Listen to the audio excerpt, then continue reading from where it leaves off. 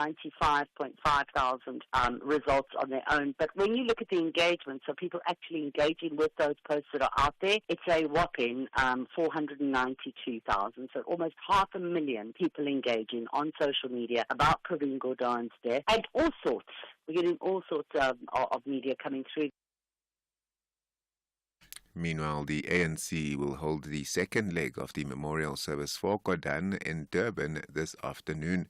This will follow the first memorial service, which included a private viewing of Gordhan's body at his home in Pretoria yesterday. Gordhan's body arrived in Durban last night. He died in a Joburg hospital last Friday at the age of 75 following a battle with cancer. President Cyril Ramaphosa has accorded Gordhan a special official Category 2 funeral, which will be held at the Inkosi Albert Luthuli Convention Centre in Durban tomorrow. 2 people have been killed and 2 others injured in a multi-vehicle pileup on the N3 in Durban. A taxi carrying passengers lost control and collided with the vehicle near the Ashburton off-ramp this morning. ALS paramedics spokesperson Gareth Jamison. It's alleged that a taxi had somehow lost control, travelling towards Pietermaritzburg before crossing over the centre medium, hitting a vehicle head-on and then careening over the barrier and down an embankment, ejecting its passengers. Paramedics made their way down to the bottom of the construction site and found that the taxi, carrying 2 passengers, both males believed to be in their 30s, had sustained critical injuries. However, the severity of their injuries was too severe and they passed away on the scene. Both drivers of the vehicle had sustained moderate injuries and were stabilized on scene by ambulances before being transported to nearby hospitals for the further care that they required. And 3 firefighters have died in Portugal's Central Coimbra region after flames trapped their vehicle. They were among the more than 4,500 firefighters across the country struggling to contain a large number of wildfires. More from the BBC's Mark Lowen. Scorching heat fanned by high winds has set parts of central and northern Portugal ablaze, hundreds of firefighters armed to fight it. But they're outgunned and the flames have already taken lives. Daylight brought no respite. It looked like a bomb had hit, the landscape charred as flames licked. Fire crews from France, Italy, Spain and Greece are helping. Portugal is very prone to wildfires. The worst in 2017 killed 120. The top story at 9, the DA says the plans are in place for its National Day of Action, which will be held across all 9 provinces today. It is against Eskom's proposed 36% electricity tariff hike. For SAFM News, Kimudupi Makhalemeli. And that's the news for this hour. Theft, accident and 1 million rand liability cover. All covered by our Insurance Essential. Get a quote today, SMS CAR to 43187.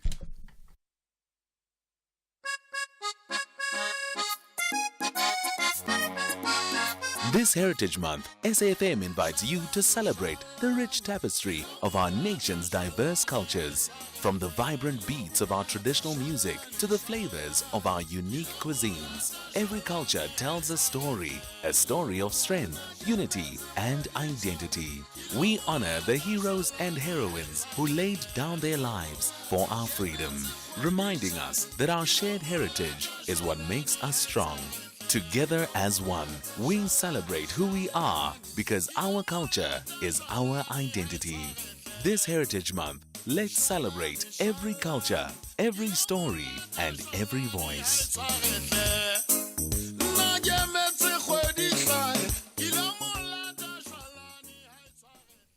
Need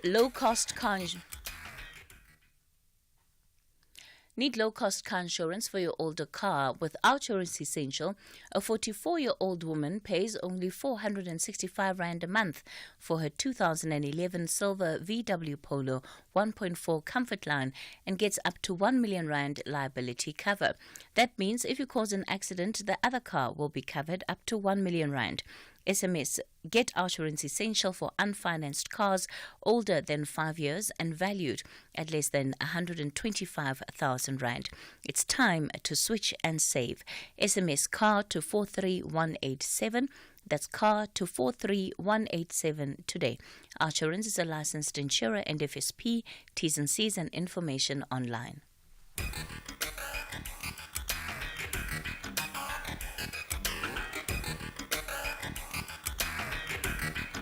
The Talking Point with Cathy Mohlahlana. Weekdays, 9 a.m. till midday.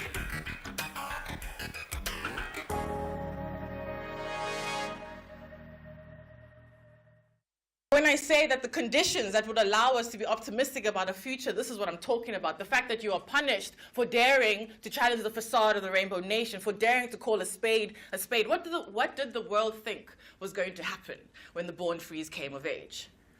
And so as far as I'm concerned, there are three things we can do that will help us create the conditions that will allow us to be optimistic about the future, that will help us create the societal conditions that make having a child today a good and smart decision, that would make this place worthy of future generations. The first thing, be deliberate and intentional about your actions. Life is a succession of choosing your battles wisely.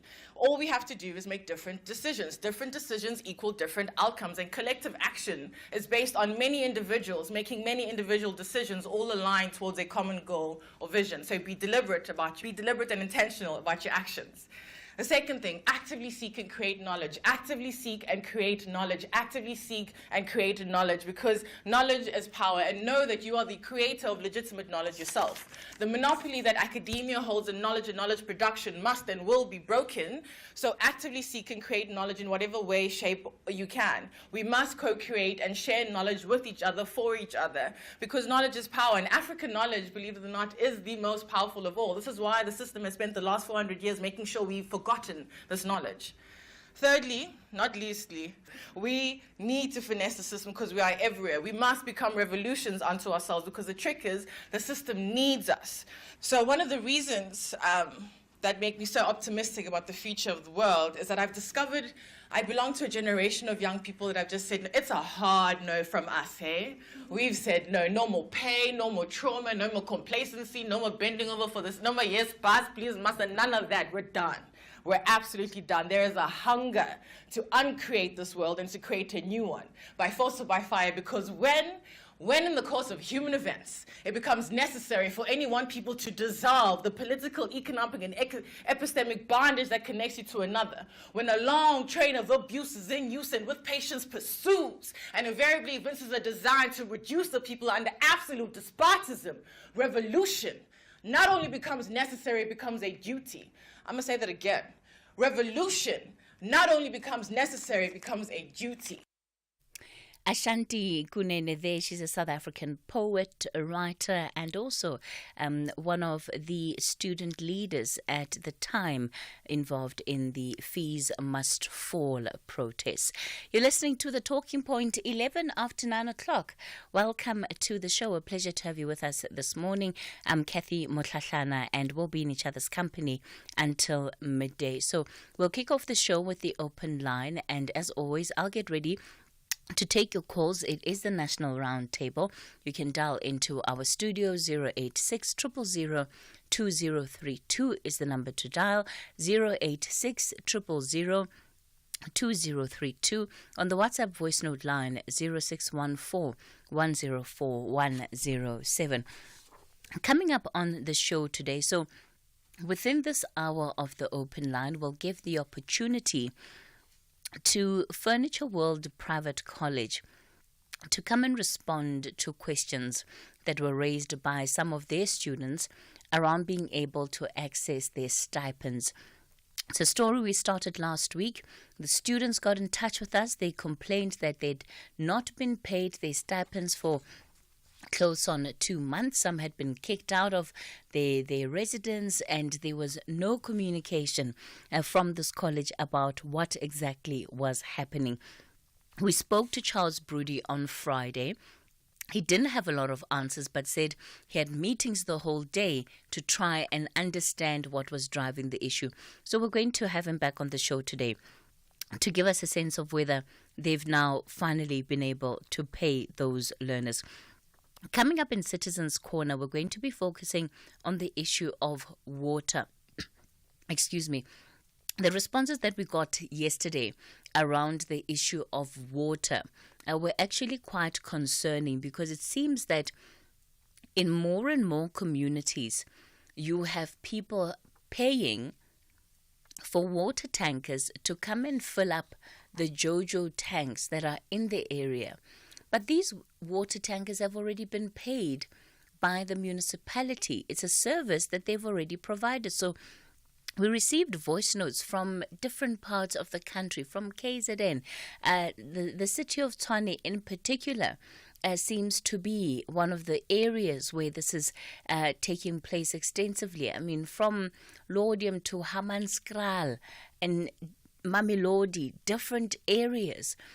So we're going to try to understand what's really driving this, and why is there no intervention by the affected by the municipalities in question, because these service providers have been hired by them. They've been effectively appointed by them to provide these services. And then the final hour of the show will wrap things up looking at the issue of unemployed social workers. We know that we have a shortage of social workers that operate in our communities, and yet there are many social workers that are sitting at home unemployed. Why is this an issue? And what is government doing to try and resolve this issue? So we'll be joined by some of the officials from the Department of Social Development to look at that issue too. So I'm back with your calls in a moment, and then we'll also take Charles Broody after this quick break. The Talking Point with Cathy Mohlahlana. Weekdays, 9 a.m. till midday. Africa from Within follows the journey of our anchor presenters who travel to various locations in order to delve into the inner workings and untold stories of the unsung heroes. At its core, Africa from Within is all about grassroots storytelling and the showcasing of the conservation contributions of ordinary people to Africa. It aims to engage and entertain viewers, educate and promote conservation, and inspire viewers to value our natural heritage. Don't miss Africa from Within on SABC2 every Friday at 7 p.m.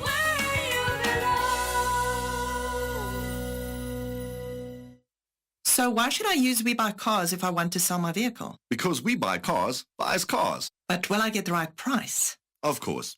We Buy Cars buys thousands of vehicles and knows exactly what every vehicle is worth. Their buyers deliver exceptional service and pay you immediately. And how do I know what they'll pay for my vehicle? It's easy. Visit webuycars.co.za or use the We Buy Cars app. Follow the simple steps and voila, you'll know your car's value in no time. We Buy Cars. Quick, easy, the best. This September, S3 brings you thought-provoking nature dockies that will change the way in which you view the world. Search for the Last Unicorn tells the story of the search for the northern white rhino, an animal that was officially declared extinct in 2018. Follow Saving the Survivors as they travel to South Sudan in the hope of giving us a second chance to save the northern white rhino. Airs Sunday the 22nd of September. Channel your inner activist with our selection of premium dockies Sundays at 5 p.m. only on S3. Open up. S3. The Talking Point with Cathy Mohlahlana. Weekdays, 9 a.m. till midday. Well, as we get into the open line, one of the issues I wanted us to have a conversation about included the case, of course, around Thabo Bester. You'd have seen he was back in court yesterday applying for, right to access his laptop, a right which he describes as a constitutional right. But more than anything, it was really some of the comments that he was making around his arrest, because this is an individual who believes that his arrest and subsequent deportation in Tanzania or from Tanzania, that was unlawful and that it needs to be challenged. And yet this is an individual, right, who is a convicted murderer and rapist. So the only place that Thabo Bester needed to be found at all times was behind bars. But he seems to not get that. But it's really around the coverage of this entire trial. Yes, of course, it's important for us to cover what is happening, the developments. But having Thabo Bester covered wall to wall, uninterrupted live coverage of the court proceedings, do you think that that is the way we need to be going for this individual who is a convicted murderer and rapist? Does he really need to be getting that much airtime? And to what extent does that also then make a mockery of our justice system? If you hear how he interacts with the judges, telling the judges, no, wait, I'm not done. You keep quiet. I'm still busy. There's that level of entitlement and lack of recognition that even the fact that he escaped Mangaung prison was a crime as a convicted murderer and rapist. So I wanted to know from you, do you want the wall-to-wall coverage of Thabo Bester? Do you want to see the live, uninterrupted coverage of Thabo Bester? And most importantly, the message that it sends about our criminal justice system.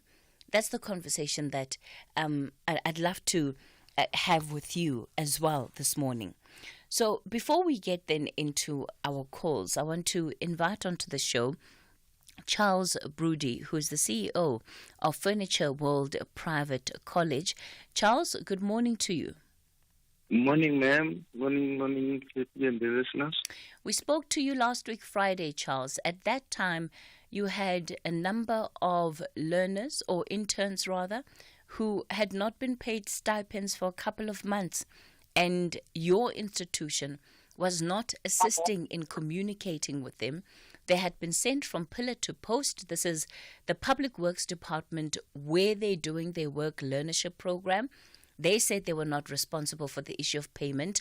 The National Skills Fund, which we understand is funding the entire program, said they were not the ones responsible for the payment and that you are the institution that must answer all questions. So then, where do we stand, Charles, this morning? You've had 4 days to come back to us with a concrete answer.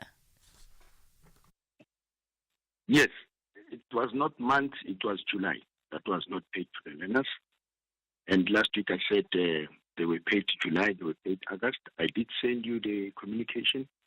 I did send you all the updates that we have sent to all the stakeholders to address the learners, because we don't directly talk to learners because they are program managers. I've sent you the communication that they've sent to them to communicate with the learner, the program manager. Let's be clear about what you sent me. What you sent our team was basically a breakdown of your findings from the meeting that you held last week with them. So you didn't send me the communications with the actual students. You gave us a report of what was contained in the communications. Yes, and then the program managers were supposed to update the learners with the findings so that they are at ease. Now, what happened now, way forward, let's take it from Friday. Remember, I said there was a meeting from Public Works with the learners. The meeting took place, and they've agreed. I think Public Works, they can send you the minutes of that meeting, and there are learners that have been migrated already to other service providers, because we have reached our quota of learners. We've seen them all. I've sent you the names of the learners that are approved to us by the funder. I've sent you that, and I've sent you the proof of payment as well for July and August. So we don't have any outstanding learners from our side. If there's any other outstanding learners, I think is a small things like maybe the bank account is wrong or something like that. We've paid everyone else. We've never had any complaints from anyone that is there on the list to say that is not being paid. So, And Charles, what I don't understand is why it has taken a process of learners complaining for you to then come out and say, actually, we have a list of learners that we are working with, and anybody else that is still here on this learnership and has received payment before is now no longer part of that process. those learners have been migrated to other providers, and there are some of learners that I think one or two that didn't attend the meeting, but those that have attended the meeting, they gave them the necessary information to say they'll be migrated to which companies. And yes, but why was this information not given to the learners? Why did it take Friday's meeting to communicate that to the learners? It was not my place to give answers to the learners as they were following under the Public Works or the department. They were addressed. Some of them, they never attended meetings. The union was there, the admin were there.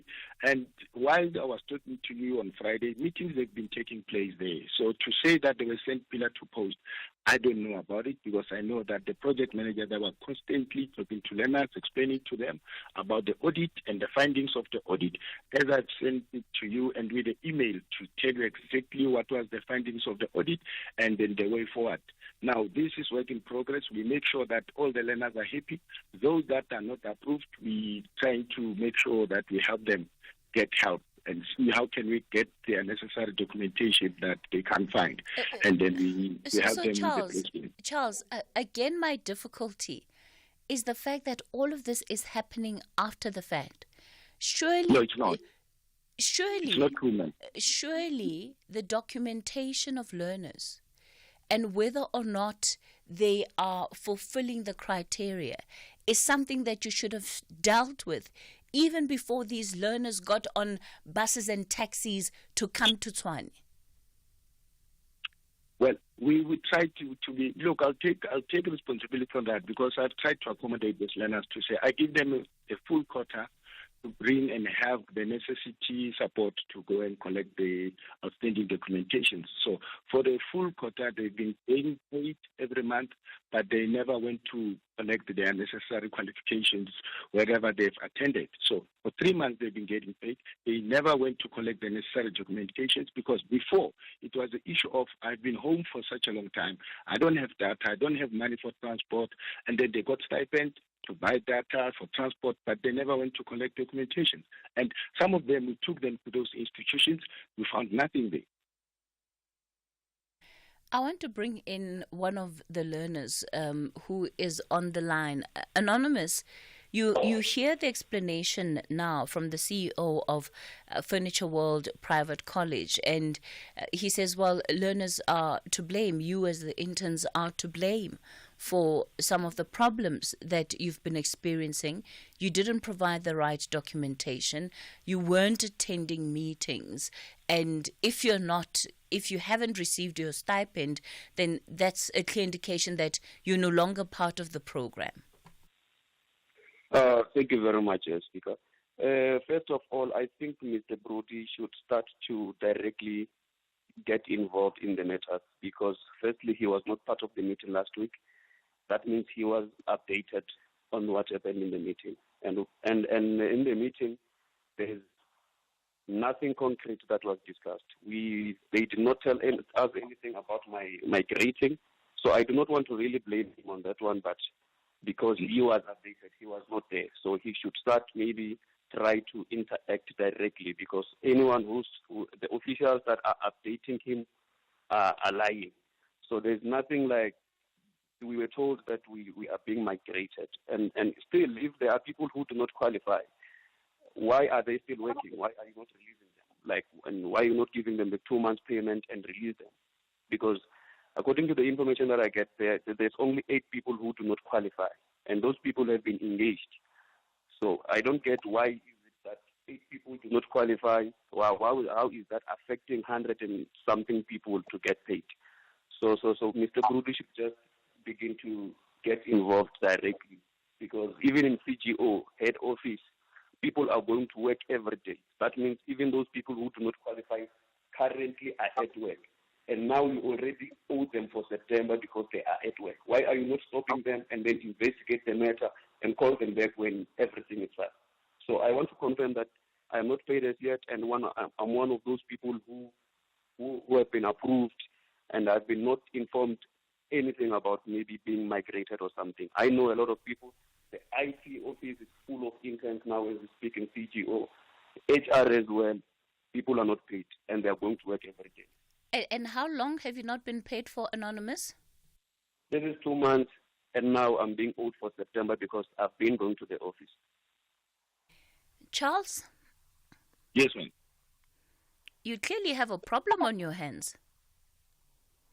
Well, no, not really, ma'am. Everything is moving smoothly. No, Charles, you cannot say that everything is moving smoothly when you've just heard what Anonymous has said on the line. Were you at Friday's meeting? I was with you online on Friday's meeting. No, remember, you were on air with me. You were on air with me for about 5, if at most 6 minutes. Did you attend Friday's meeting?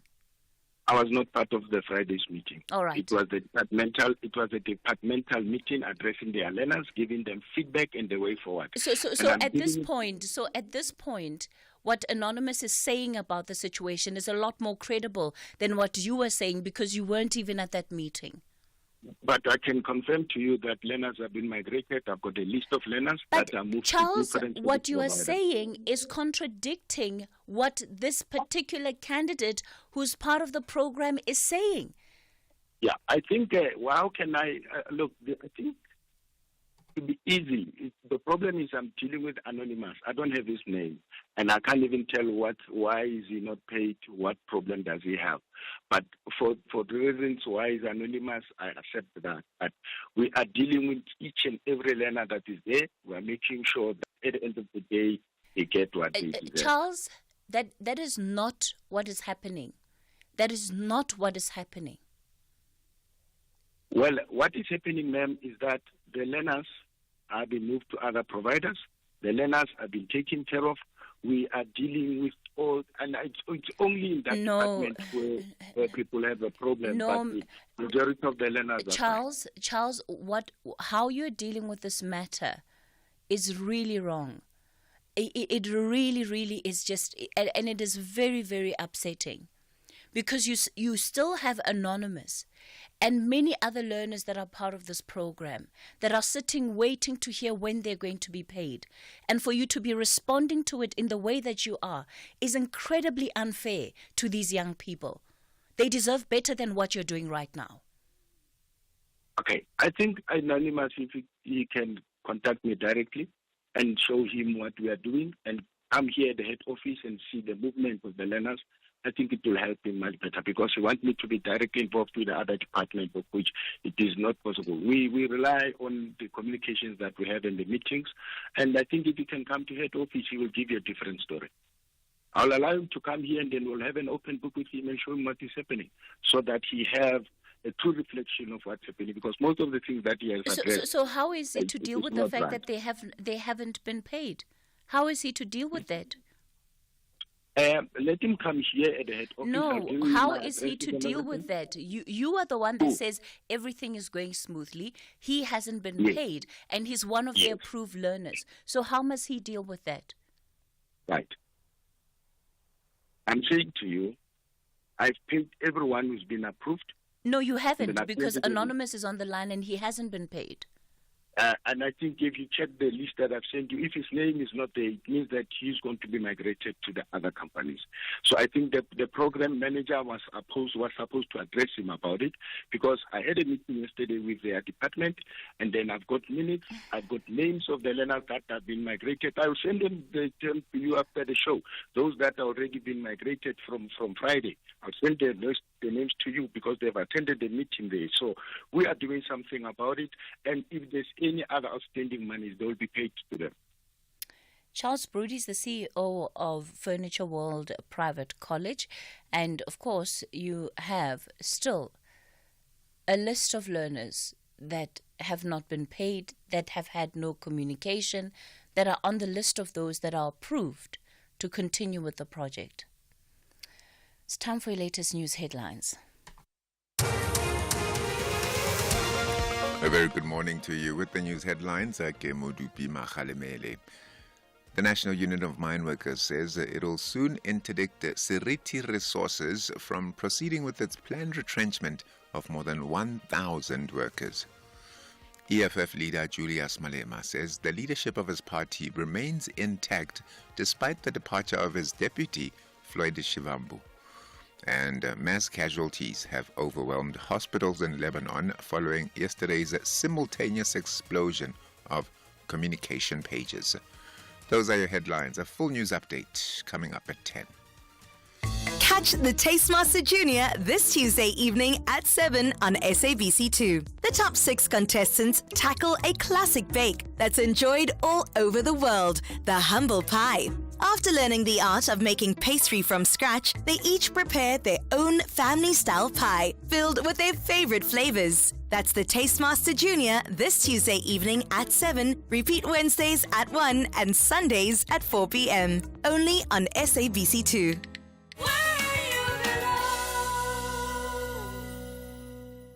At Ashopol, we understand the needs of those we serve. We are over 110 years old and we're still here to serve you. Named Best Life Insurer by Forbes, would like to thank you for helping us grow and tell our story into the future. You made us the trusted insurer we are today. SMS serve to 44366 and we'll call you back. Ashopol is an insurer licensed to conduct life insurance business, an authorized financial services provider. FSP 53. T's and C's apply. This September, S3 brings you thought-provoking nature dockies that will change the way in which you view the world. Temperature Rising tells the story of 3 activists as they grapple with what thinking globally and acting locally means as they fight the barriers to climate action. Airs Sunday the 8th of September. Channel your inner activist with our selection of premium dockies Sundays at 5 p.m. only on S3. Open up. S3. The Talking Point with Cathy Mohlahlana. Weekdays, 9 a.m. till midday. All right, we continue the conversation on the talking point. It is, of course, still the open line. We wanted to give an opportunity for just a follow-up on that matter raised on the open line last week around interns that were not being paid their stipends for the learnership program that they were on. Anonymous, you heard from the CEO of Furniture World Private College. According to him, everything is going smoothly and he would rather you take this up directly with him and go to his office. What do you think of that? All right. First of all, I am not the only one who's affected here. Then if he's inviting me to his office, he should be inviting everyone who's affected by this matter, because I'm not the only one who's affected. So I'm not going to go to his office. He knows people who he's owing currently. He just has to deal with that matter. Unless he's inviting 100 and something people to his office. Are you satisfied with the answers he gave? I'm not satisfied with the answers he gave. He clearly knows what is happening. He knows that he hasn't paid us. And then he hasn't been communicated. The first thing is that before this matter of payment arrived, Furniture World was communicating with us directly. We were communicating with them directly. They were communicating. They were releasing communiques straight to us. But since this has started happening, when we start to hold them accountable, they shift the accountability to the department. They say the department is the one that has to release the communication to us. But before it wasn't like that. Why does that have to change now that we have this problem? Yeah, sure. Anonymous, we'll try and find out really what is happening. We'll also get the department on to see or to get a sense of their view on the matter. But I think for today, that's where we're going to have to leave it. Anonymous is one of the interns then that has been affected by this entire saga. Yes, and some of you are already sending through your messages on this. One listener says it's very upsetting to have people like Charles interviewed because he's just arrogant and disrespectful. Somebody else says, hi, Charles is right to say everything is going smoothly because for him, his salary has already been paid. He doesn't care about those young people who are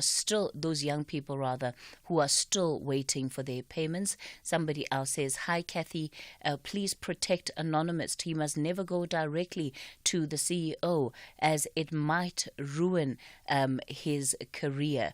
And somebody else says, morning, Cathy, these leaders that we have ruined our beautiful country. It's very sad, Cathy. It's an abuse of position. Shame on that man.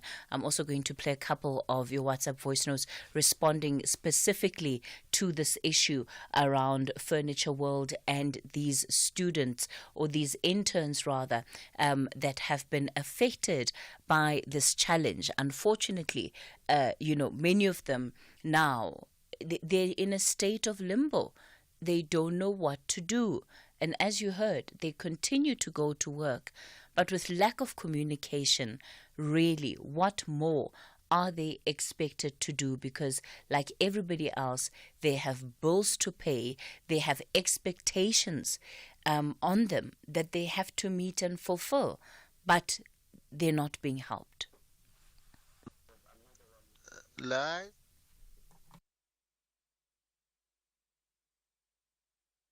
Guys, no.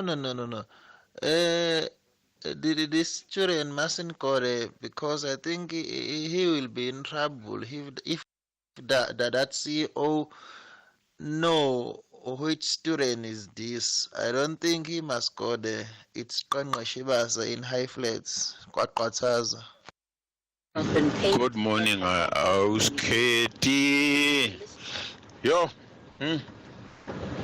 I khona lo bhuti lo akana mahloni, he can just come. Yo. Hey, this is what is called a pathological liar.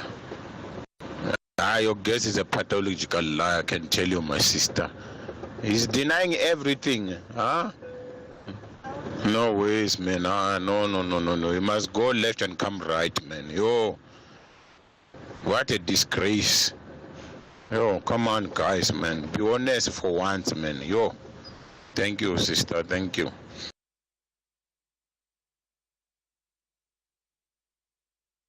All right. Well, let me go to the phone lines. Robert, you're calling us from East London. Good morning.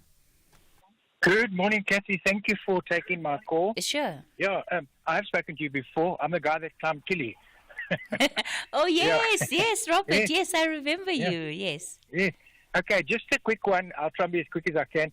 About crime. This Tabo Bester made me thinking about not just him, but all crime. If you look, there's no real fearing consequences. When I say fearing consequences against crime, I mean, if there was something in place, he would never have committed those crimes.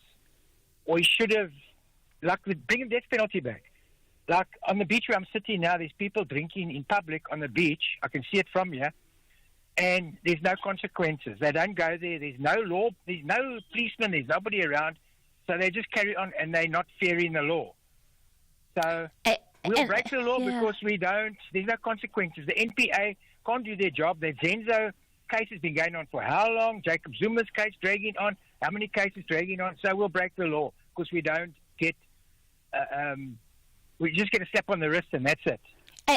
And really, it must take a level of audacity, right, to be a convicted rapist and murderer, and still escape prison and still come back and say that your arrest and deportation was illegal and unlawful. It is the sheer audacity, and perhaps, Robert, you're right in that. Perhaps we just. People do these things because they feel they can and they can get away with it. Yeah. It is allowed. It is enabled. It's a mindset. It's their mindset. Yeah, because the way they were brought up as well, I suppose. Because if we go a bit deeper and we look into the 10 commandments that we were given in the Old Testament, I know we don't have to apply them in because Jesus came down to save us. I don't want to go religious here, but I'm just mentioning it because I think it ties in somehow. If we had the 10 commandments somehow in our brain, in our mind, and brought up with it, then these things wouldn't happen or happen less. But I watch a program called Court Camp from America, and you must see what those people get up to, all kinds of people. They're in jail, they've been committed for murder, and they think they're still innocent. And then they want to represent themselves, and they fight with the judges, and they get locked away for contempt of court as well. And this is happening here now as well, because of these programs they watch on TV, and I don't know, it's just crazy. All right, Robert in East London, yeah, thanks for the call. Listening. Yeah, okay. Thanks for the contribution. And look, on the death penalty, I know, some people will say bring back the death penalty, but the research globally hasn't shown that, where you have a death penalty, you necessarily have lower rates of crime, or that has a direct correlation to the levels of crime. Bonakele, you're calling us in Kailicha. Good morning. Very good morning, Cathy. Look, there's something that I don't understand with the people of South Africa with regard not respecting of someone who's passed away. Like I'm talking about Dr. Pravin Gordhan. There's a lot of criticism and bad things that are said about him. Are the people not respecting his family and the relatives of this old man? And what are they going to get in return of saying all this nonsense? I will call it a nonsense because the old man is dead, he's quiet, he doesn't hear anything. But while he was still alive, out of all these people who are complaining and criticizing him, did they ever went to open a case? Something that never happened. But they keep on saying all these bad things about him. I think it's high time that they must respect the people who are dead now. I mean, they must show what is said to be humanity. Ubuntu when someone is gone. Don't keep on saying all these bad things and criticize. I mean, it doesn't make sense to me. Sick and tired of hearing this. Yeah, look for me, Bonakele, I think that, of course, life, how people live their lives is multifaceted, and there are different things that will come out of it. And I don't think that it's helpful necessarily when somebody dies just to sort of say, oh, this person was just so amazing and great. You can reflect honestly on a person's life, but there must be a level of respect that is there, and like you're saying, a level of humanity, appreciating the fact that this is still a deeply hurtful moment for the families affected. And there have been some very crass things that I've seen, at least on social media, that I think are just unnecessary. But those are probably also driven by bots, Bonakele. Absolutely. They really shouldn't be taken seriously. It's hatred, when someone is gone. Yeah. It must really come to an end. Absolutely vitriolic, I would say, some of it. All right, Bonakele, thanks for the call. Let me go to Sintu in Midrand. Good morning. Yeah, thanks very much. I'm not sure whether it's a blessing. You've just taken my call after my uncle from Cape Town. Yeah. In fact, just in passing, I would like, because I'm coming with something else, but I want to differ with him in his approach on the Gordhan issue. Nobody is immune from criticism. You see, that's why you must understand. You might have heard that the research that has been done on social media, 70% of the people have been critical of Gordhan, especially when it comes to SOEs. But I'm not there. You see, I just want to talk about NCR. Yeah, but Sintu, there's being critical and then there's just being hateful. And I think that there is a fine line. You can't talk about how somebody deserving to die, or it's just evil, Now, are you saying that we must also accept those, we must also concentrate those who are praising the man, you see, without being critical? Are we saying that we must what? Am I saying that we must what? We must also appraise, you see, those who are praising the man without being critical. Sintu, I've already touched on that issue, man. Okay, it's fine. I'm not there. That's not my topic. I will come. Okay. Lastly, that's joking. You say, your producers have been dealing with me. They say, 7 days, they've been promising that they will come back to me. But MCR, man, I've registered a complaint with National Credit Regulator because I believe I was scammed by one entity called the Norway to Debt Management. I wrote an email to Andre Orion, you see, and after he has requested for me to submit every information, payment confirmation, and then also I received an email from Makato Mareche on the 28th of August, 2024, with my reference number, which I got it. After that, my case was referred to Mr. Dlamini on the 25th of July. It was also referred to Sonia Giba. You see, up until now, NCR has not come back to me. I've explained to them, I've given them everything as the regulator, but nothing has happened. It's a similar case, Cathy. You remember that I came up with my case with Gauteng Human Settlement Department, where I'm still being owed by my former landlord. You see, that case has been registered last year, but nothing is happening. I would like you to take this matter up, Kate. It was very frustrating. I've lost a lot of money around these issues. Yeah, look, Sintu, it is quite difficult for us. You know, we can't take up every matter. Have you tried to follow up with the NCR to find out why they're not responding? Yes, because they've been promising that somebody is dealing with it, but when I call, you see, but I think I will have to try because their office is in Midrand. I'm in Midrand. Maybe I'll just have to go there right now. I've got a series of emails, you see. I even told them that, no, I'm going to expose them on the national radio, but nothing is forthcoming, Kathy. Yeah. Nothing really, but that's why that, my really hope right now, it will be my favor if this issue can be taken up.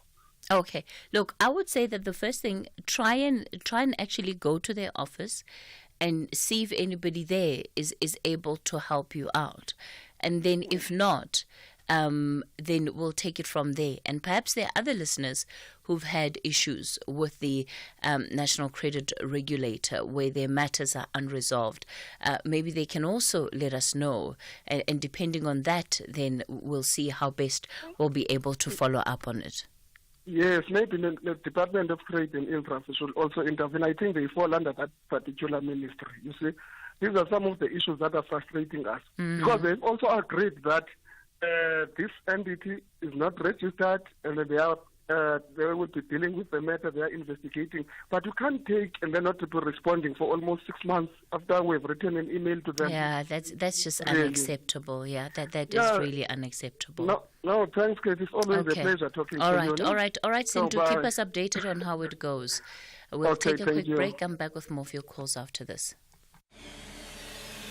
Dawn breaks across the lush Serengeti plain, but paradise is fleeting as the animals face fresh challenges.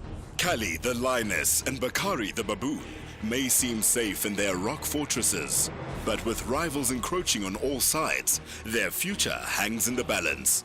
Out on the plains, Duma the cheetah faces his destiny, and down by the river, baby hippo Mafuta strikes up an unlikely friendship with the crocodile Magamba. Channel your inner explorer with Serengeti, Season 3, Sundays at 6 p.m. only on S3. Open up. S3. Real savings, real benefits. Here's what real clients say about OUTsurance. My name is Alan. I'm 71 years of age and I live in Douglasdale. I'm paying 554 Rand a month for my 2022 Nissan Magnite. Want a car insurance premium that'll blow your mind? SMS out to 30754 now for a quick quote. That's out to 30754. It's quick, it's easy, and it could save you hundreds of rands every month. OUTsurance is a licensed insurer and FSP. T's and C's online. Okay. They actually did it. I mean, I've seen it done in other countries, but now they have a whole new local season of the show. Oh, Mzansi, you beautiful, amazing land with diverse families and cultures. Wife Swap South Africa is finally here. Tune in from Monday the 9th of September and see how families from across South Africa swap wives and learn a thing or two or three on how other families operate. There will be disruptions, lessons learned, tears, and smiles in this unique and insightful social experiment. Channel your best entertainment with Wife Swap, Mondays at 6 p.m. only on S3. Open up. S3. Get affordable car insurance and do more with the money you could save every month. 69-year-old Vivian can afford to treat herself more now that she pays an awesome car insurance premium of only 749 Rand per month to insure her grey 2024 Suzuki Jimny AT5DR. Do you want more? SMS out to 30754 to get a quote. That's out to 30754. Outsurance is a licensed insurer and FSP. T's and C's online. Call us on 086 000 2032. Good morning, says Cathy and the listeners of SAFM. Thabo Bester is a criminal, rapist.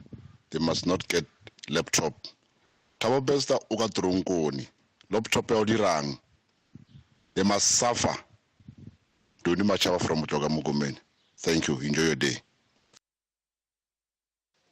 Good morning, Cathy. Hope you're well. You know, this whole thing with Thabo Bester, I think what people and criminals fail to realize is that when you break the laws of society, you no longer have the privileges of law-abiding citizens in terms of the Constitution and things like that. You have now entered a new society, and that's the society of the criminal justice system. And the laws of the criminal justice system should be there to make sure that you don't commit crimes against, and you learn what it is like when you do commit crimes against society. Mark from Cape Town. All right, let me go to Bule from Matlosana. Good morning. Yes, Kathy, good morning. How are you? I'm well, Bule. It's been a while. Yeah, it's been a while. I'm fine, Kathy. You were still recovering from elections, ne? Don't go there. You're still dealing with your chest pains. It's okay. It's okay. No, we're on GNU. You decided that we must go for GNU. It's your decision, Kathy, and we respected it. It wasn't my decision. Don't do that. No, you vote otherwise. I campaigned to vote and you disagree to vote. What do you want to talk about, Bule? Kathy, our constitution gives every person, even a foreigner, a right. Look, I might kill somebody. Then evidence, but the arrest must be lawful. Once it's unlawful, then I have a right to challenge my arrest. Because the Constitution says your arrest must be lawful. You must be given rights. Even rights, when you are arrested, must be clearly explained to you. Because you can go free just because of rights were not explained to you. Let us go to Thabo Bester. I'm not a fan, and I don't support Thabo Bester. He's a criminal of note. He's a prisoner. He's serving his sentence now, and he escaped from the prison. Then he must face the music from escaping from the prison. But if the arrest was not constitutional, then he has the right as a citizen to raise it about. He shouldn't have been on the outside to be arrested in the first place, is the point. I agree, Kathy. He was not to be there, but it doesn't make those that arrested him to be unlawful to execute the arrest unlawful. I think that particular point, I'm not a lawyer, but it might be moot because this individual was supposed to be in prison in the first place. Absolutely. I agree, Kathy. I don't take anything away from what you are saying. Me and you, we are laymen when coming to law. But we need to be law-abiding citizens. Ignorance of the law is not an excuse. Now, I'm saying, even a criminal of note, the person that we have seen, that he has killed this person, if they arrest that person, a murderer of note, if they arrest that person, it must be within the framework of the law. Otherwise, that person, I've been attending court cases. People have been going scot-free. When I have evidence, this person, I saw this person, I've seen this person, killing this person, but the arrest was unlawful. So Pule, even if we're to entertain that argument and say his arrest was unlawful, the point is that he still has to go back to jail. He's serving his sentence as we speak. He's serving his sentence. I'm talking about the issue of escaping. They've arrested him. He's in jail. Even if it was unlawful, we will say, serve your sentence because you escaped from prison, whether unlawful or not. Maybe on this case we'll learn as well that even the police, when they come and arrest Pule, they must do it lawfully. Fair enough. Yes, of course. There's due process that must be followed. Yes. All right. Now the issue of Pravin, Cathy, we know how EFF was to Pravin Gordhan. The issue of rock unit. We know why are they fighting. It's personal. It's not the issue only. I might agree on certain cases, but it's not the issue only about the state organ. It's about the rock unit. We know what happened, why Malema lost his farm and lost his house and lost everything and end up through Pravin paying 17 million tax that he owes SARS. It was because of this man that they are criticizing, who is quiet, who cannot answer for himself. We know why are they fighting. 17 million is a pay to Malema and to the entire EFF. Pule, let's leave it there. Yeah, look, I don't think that Pravin is necessarily, it's a case of him being unable to respond, because the EFF was very clear about the issues that it had with him even when he was alive. So they simply, sticking to the position that they have held all along. Although there was a point where things had changed, remember? At the time that he was the finance minister being sacked, the EFF did get to a point where they were behind him, and then it changed. Arthur, you're calling us from Pongolo. Good morning. Good morning, Captain. SAFM listeners. How are you? Good, thank you, Arthur. Go for it. I just want to acknowledge what the president has done by authorizing the Special Investigation Unit to investigate Transnet of maladministration. However, I would like to argue and appeal to SIU to not do what happened during the state capture investigation. When they investigate everything, they forgot that there are employees within the state-owned enterprise who were supposed to have the right platform to be also submit their submission about what is happening within the organizations of the state-owned enterprise. I'm saying this because even employees, it's either they know what is happening directly to them and they knew how they have been participating in the corrupt activities. I'm saying this in a sense that if SIU is an appeal to them, if they can start by two port terminals, the Port of Richards Bay and Port of Moha, where there is currently a judgment which was issued by the High Court in Gqeberha to say Transnet must issue the forensic report, which was involving employees who were shut down or silenced when they speak against corrupt activities back in 2016. However, the state did oppose, the state enterprise did oppose that during a court proceeding in court. Now, the judgment came out against the Transnet to issue the judgment. However, today, the forensic report, even today, they are still not cooperating. They oppose. They failed to win the case. The case was they lose the case. But now, if the judgment is there and they don't obey the judgment, so it means they're beyond the law. All right. They are hiding a lot. I think it's a valid point, Arthur. Because this thing there, Popomlife knows it. I personally contacted him. Portia Derby knows it. I personally contacted him. Even the sitting CEO, I was having a meeting with her back in 2019 about the forensic report. But instead I was asked why you were prosecuting management. Because there was a manager who was running the organization A lot of things was happening. Arthur, it seems like there's a lot that you know. I'm going to put you back through to Lebo. Perhaps there's some information that you can give us that will maybe lead to an even broader conversation on this issue.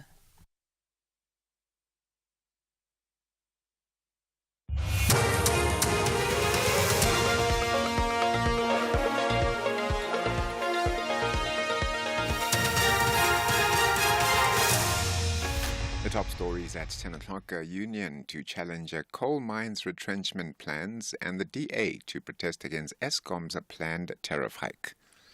A very good morning to you. The Mine Workers Union, NUM, says it'll soon interdict Seriti Resources from proceeding with its planned retrenchment of more than 1,000 workers. The coal miners' plans has infuriated unions, which say it'll force their members deeper into poverty. But Seriti says its multi-product operations at the Middelburg Mine Services and at the Klipspruit Southeast Pit, together with related open-cast activities at Klipspruit Opencast, are currently not commercially sustainable and require restructuring. It has blamed Transnet's underperformance and general market volatility. Here's the union's Malukutu Mutuatsi.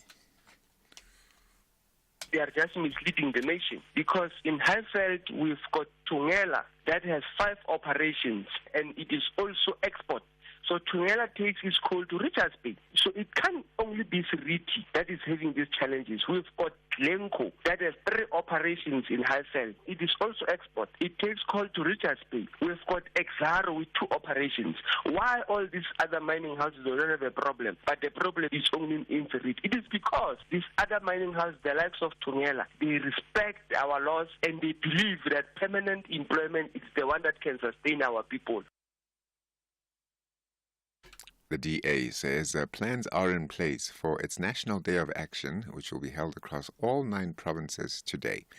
It is against Eskom's proposed 36% electricity tariff hike. The increase, which the energy regulator notes is yet to approve, will take effect on the 1st of April next year.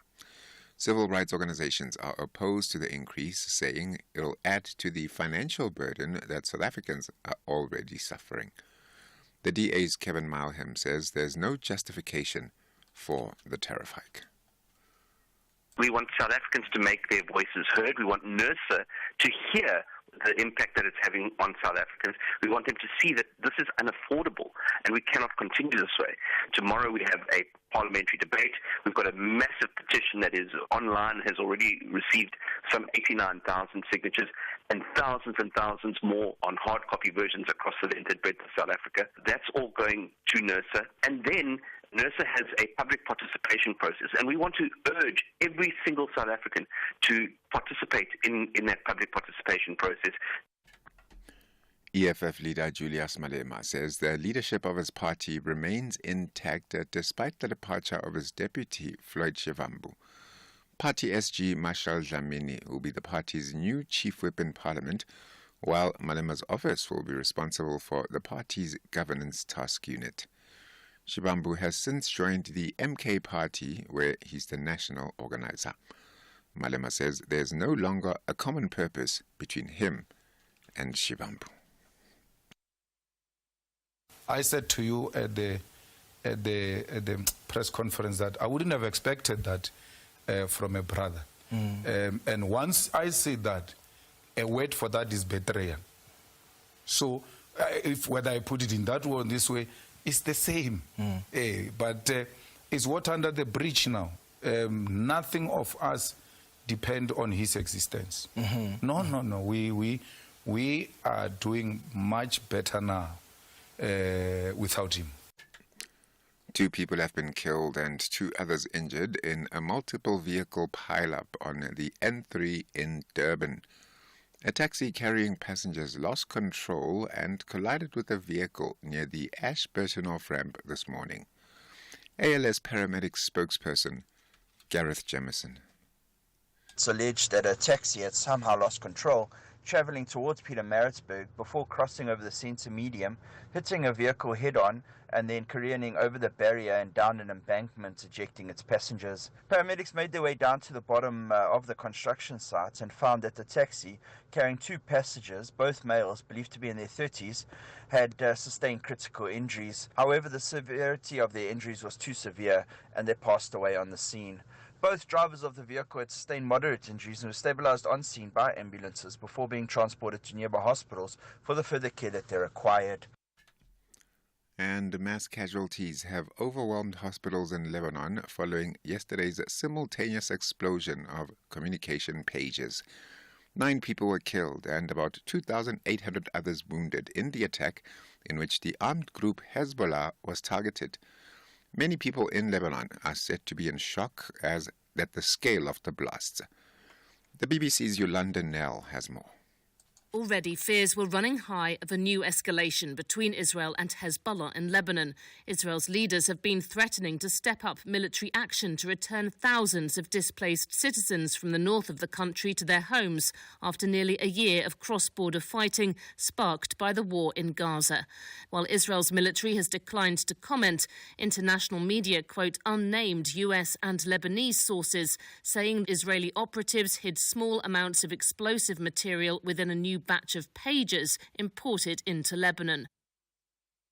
The top story at 10 o'clock, Mine Workers Union NUM says it'll soon interdict Siriti Resources from proceeding with its planned retrenchment of more than 1,000 workers.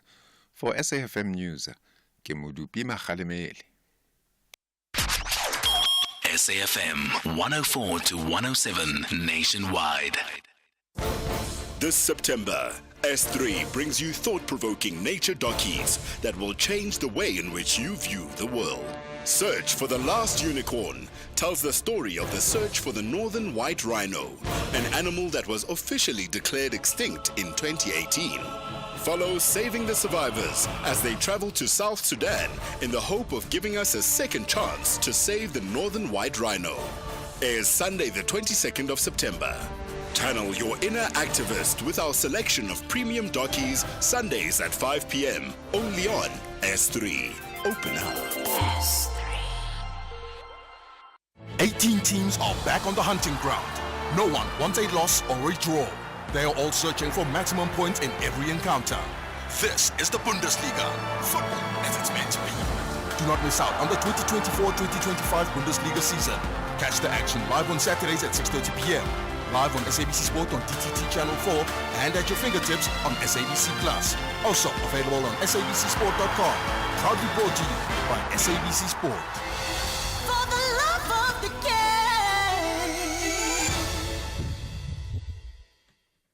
How can we make healthcare work for everyone?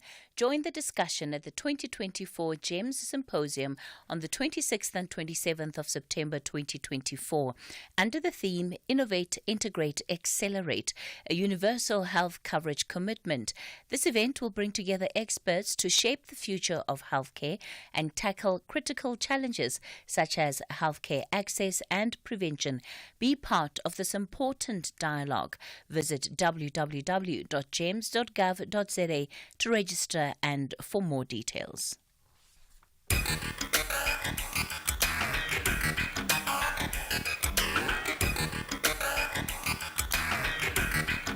The Talking Point with Cathy Mohlahlana. Weekdays, 9 a.m. till midday.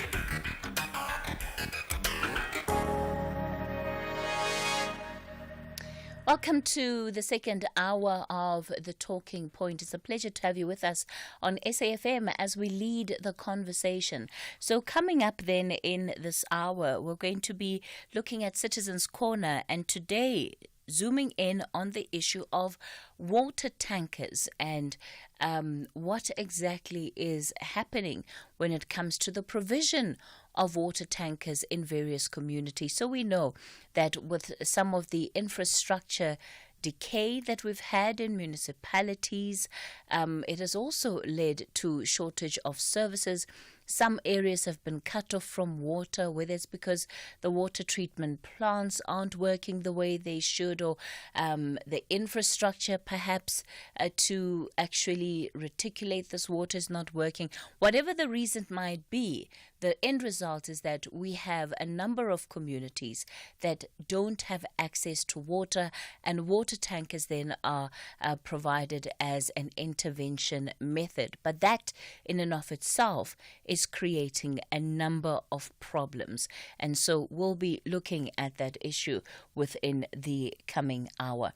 Before we get to it, let's maybe recap some of your WhatsApp voice notes that you've sent through on the open line. Yes, we've also noted your feedback on that question around the Furniture World College and those students. The next step, I think, is for us to actually go to the Department of Public Works and also to the National Skills Fund, because there must be a way, a standard operating procedure that is in place for programs of this nature, and perhaps they'll explain to us what then needs to happen in this instance, especially for those interns that are affected. Hello, Radio South Africa, Mrs. Cathy. You know, this Bono contagion of water, I think, is totally embarrassing. You know, we comrades, it's like we don't know the seasons that are made by God. You know, from January to April, that is the better opportunity to do catchment of water, because it's a rainy time.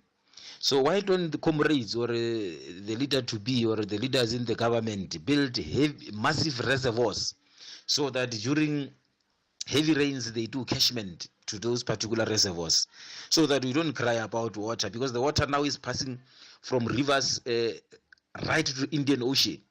From there they cry crocodile tears during winter times that, you know, there is no water. They bring their comrades with tankers. So as people, we must know the seasons of God. This one we cannot go to workshop and train people how to make water or whatever to be around us. Catchment is the way to go. WP Ramsey Limpopo.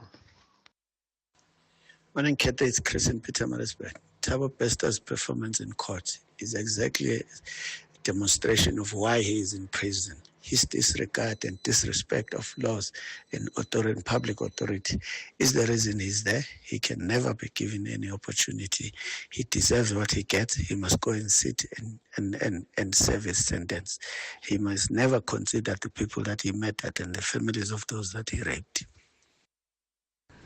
Hi, Cathy. Morning. I just want to ask something. I was thinking about this signing ceremony for basic education. Because I just want to ask, why did Ramaphosa allow the Minister of Basic Education not to attend and be okay with it? Even if it's just a ceremony, but it speaks a lot about the GNU.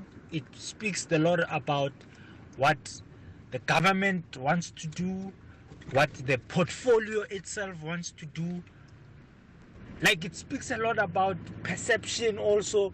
So why did he allow it? Why did he allow her not to attend? I don't get it. I hope, like, why did he allow it? I understand he was told before, but why did he allow it?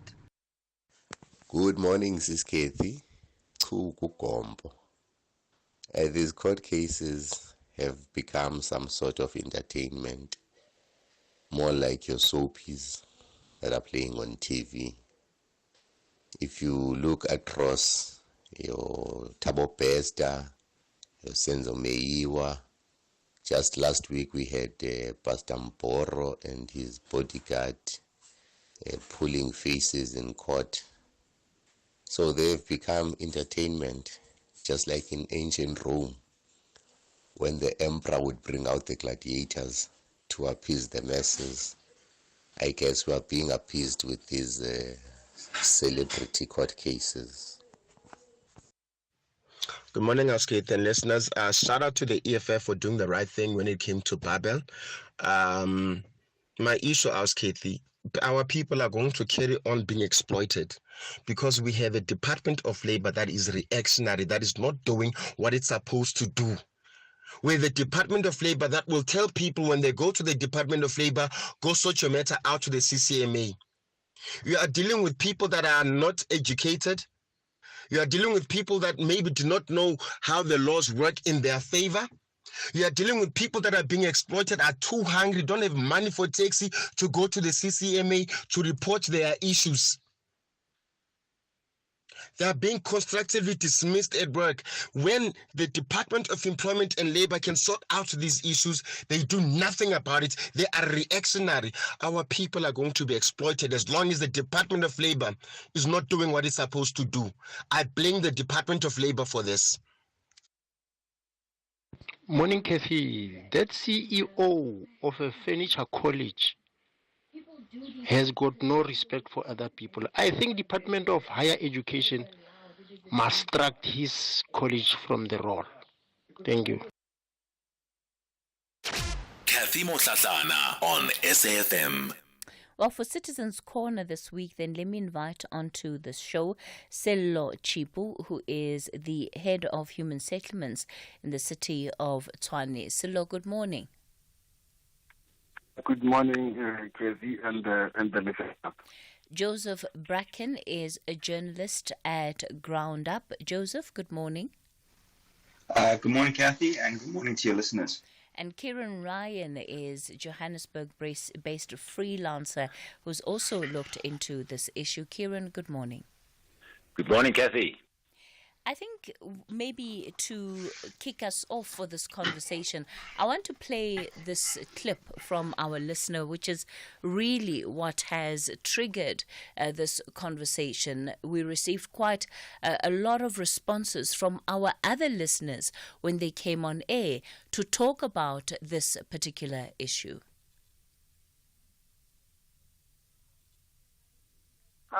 Staying here in Centurion. My dear friend is in Lodium, in a water tank there in Lodium.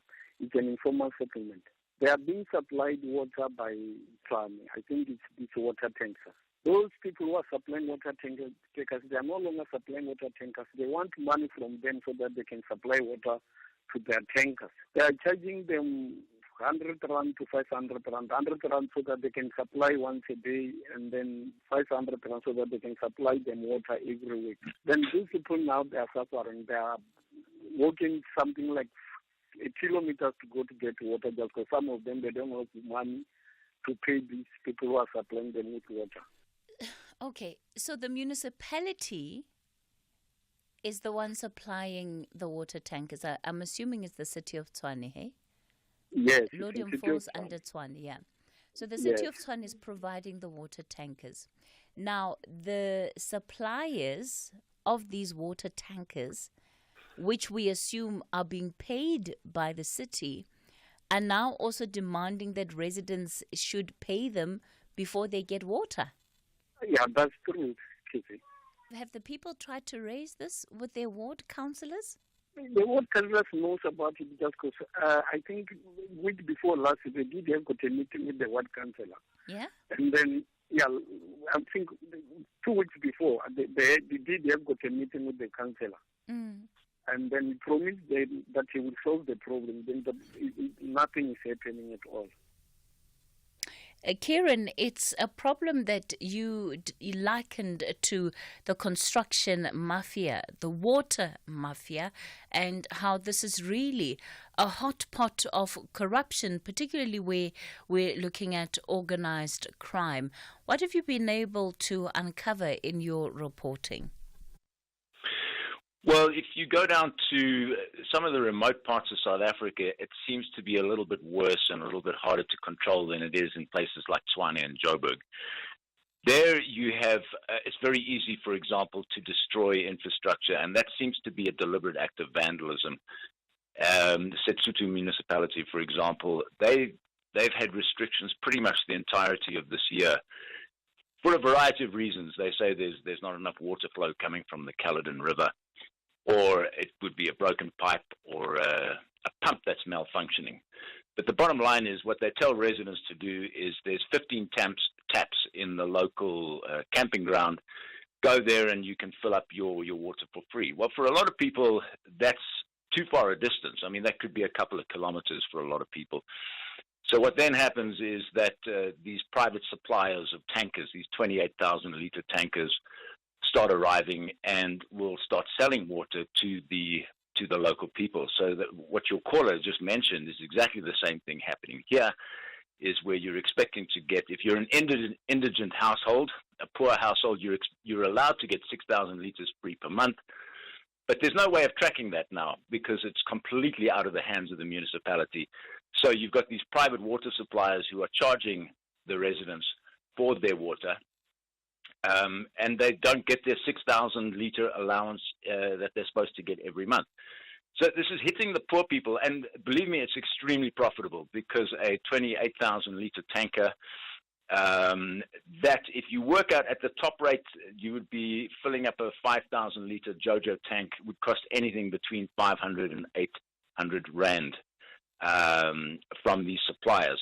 That works out at about 175,000 rand for a tanker. Well, if you're doing that 5 times a day, you can very quickly see how you can make huge amounts of money.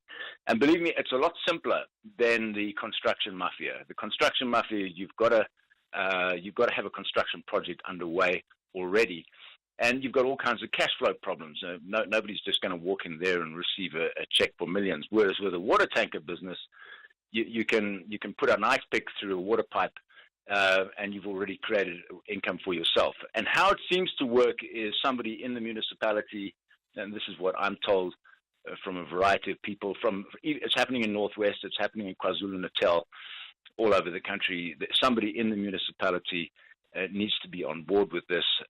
They can also do it just by throttling supply. This is one of the things all municipalities do, is they call it pressure management. So bear in mind that about half the water in South Africa that is pumped from the water suppliers earns no revenue for a variety of reasons. Now, that sounds like a shocking figure, and it is, but the international average is about 37%, and that's because of leaks and because of poor billing and all that kind of thing. But through pressure management, what the water suppliers do is they do throttle the supply late at night when there's little demand. But they can also do that during the day, and that creates a false scarcity of water, which then allows them to bring in these private water tankers. All right. So just so that we understand the ecosystem within which this criminality, Karen, is taking place, it requires somebody from the municipality to get involved, not only because there needs to be issues around the pressure of the water that is released to residents, but when there is no water in a municipality, it is the responsibility of the municipality to provide alternative means. So they're supposed to be providing water tankers. From what you have seen, how is it explained that you have these private providers of water tankers? Where are the municipalities' water tankers in all of this? Are they functional? Oh, they are functional because there's money to be made there. I mean, sometimes you don't double charge. In other words, the tanker will come in, and the municipality will be billed for that tanker, not the resident. So it doesn't really matter to them. The main thing is that there is no water supply coming through the taps. That's the thing that you've got to organize and engineer and make sure that you have some problem in the municipality that prevents the water getting to the end user. This is why you've got to have somebody in the municipality who is there to help arrange this. Quite easy to do. And sometimes it's as simple as a broken pipe. What they need is a rubber seal. There's water flooding all over the place. They say, well, we don't have any stock. Well, one of the first, if you're a municipality, you should have stock of rubber seals. No, we've got to send to Joburg to get a seal. That will take 5 days. So for 5 days, you've got no water supply. This is how these kind of things can be quite cleverly engineered and very difficult to track. I'm beginning to look at this as from a point of view as you've got a special unit dedicated to looking at, in the police, looking at construction mafia. You do need special policing in water supply as well. One municipality that does this very well is Midvaal, which is is the best run municipality in the country, where they police their infrastructure all the time. They've outsourced that. And I think the South African police they've got too much on their hands. They're not up to this. You do need to outsource this to people who know how to protect infrastructure. The same kind of thing they're doing in Transnet, with drone surveillance, private security. That's how they're getting on top of some of these syndicates that have taken over cable theft in Transnet. Same sort of thing needs to start happening with water infrastructure. I'm curious about your assertion about the fact that there would be individuals in the municipality involved, particularly in ensuring that there is some level of breakdown of the infrastructure. Because what often happens is that municipalities then talk about gangs that are operating or various interests at play that deliberately then go and destroy the infrastructure, whether it is your forums or whatever, however these individuals are constituted. The point is that often one of the explanations that has been given is around that the officials are struggling to get a handle on the criminal activity, and not necessarily that the reason for the infrastructure breakdown is emanating from internal individuals. Very hard to prove that. It is widely believed to be the case that it is happening. If you go to the Ottawa Waterworks in eThekwini, for example, down in KwaZulu-Natal, the DA sent a team down there, and that was the conclusion that they came to, that this was orchestrated. When we talk about a water mafia, there's clearly got to be somebody on the inside who is assisting with this. It doesn't make any sense that this thing would become so nationwide without there being some collaboration within the municipality. Of course, that's not going to be the case in all instances, but it's widely suspected to be the case. For example, Setsutu municipality in the Free State, which I mentioned earlier,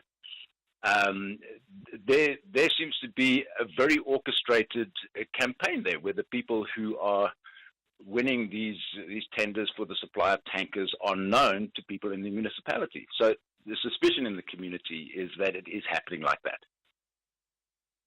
All right. Thank you for the contribution, Kieran. Kieran Ryan is a freelance writer in Johannesburg. And of course, he could only join us for the first half of the conversation. When we continue, we'll hear from Joseph Bracken. He spent a lot of time in KZN investigating this issue of water tankers. He'll tell us about what he was unable to uncover. And then we'll also hear from the head of human settlements in the city of Tshwane. A very good morning to you. With the news headlines, Kemudupi Makhalemele. The passenger rail agency PRASA says the sustainability of the country's rail system depends on passenger numbers. Mine Workers Union NUM says it will soon interdict Siriti Resources from proceeding with its planned retrenchment of more than 1,000 soldiers. And EFF leader Julius Malema says the government of national unity has already failed. And those are your headlines. A full news update, 11. Taking a look at your markets this morning, the rand is currently trading at 17 rand 56 to the dollar, 23 rand 19 to the pound, and 19 rand 55 to the euro. Markets in Asia were mixed at closing bell. The JSE has extended losses in mid-morning trade. Markets in Europe are mixed this hour. Gold is trading at $2,570. Platinum $984 per ounce. The price of Brent crude oil is at $73.23 a barrel. Ask me how I know that 50% of car claims are pre-approved instantly. That's because I was one of them. Yeah, they got my car back on the road with the first repair. I submitted my claim on the ANG app. I didn't even have to call.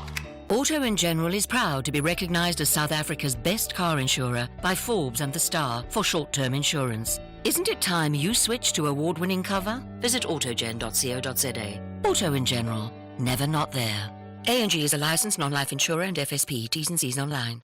Spurs set their sights on 3 points and trust their strategy to contain their visitors.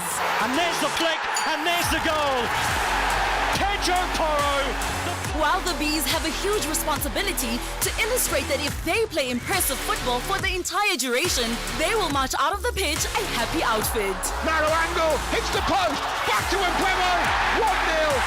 This is the Premier League. Catch the thrilling contest between Tottenham Hotspur FC and Brentford FC on Saturday 21 September at 3:30 p.m. live on SABC3. Also available at your fingertips on SABC Plus and SABCSport.com. Proudly brought to you by SABC Sport.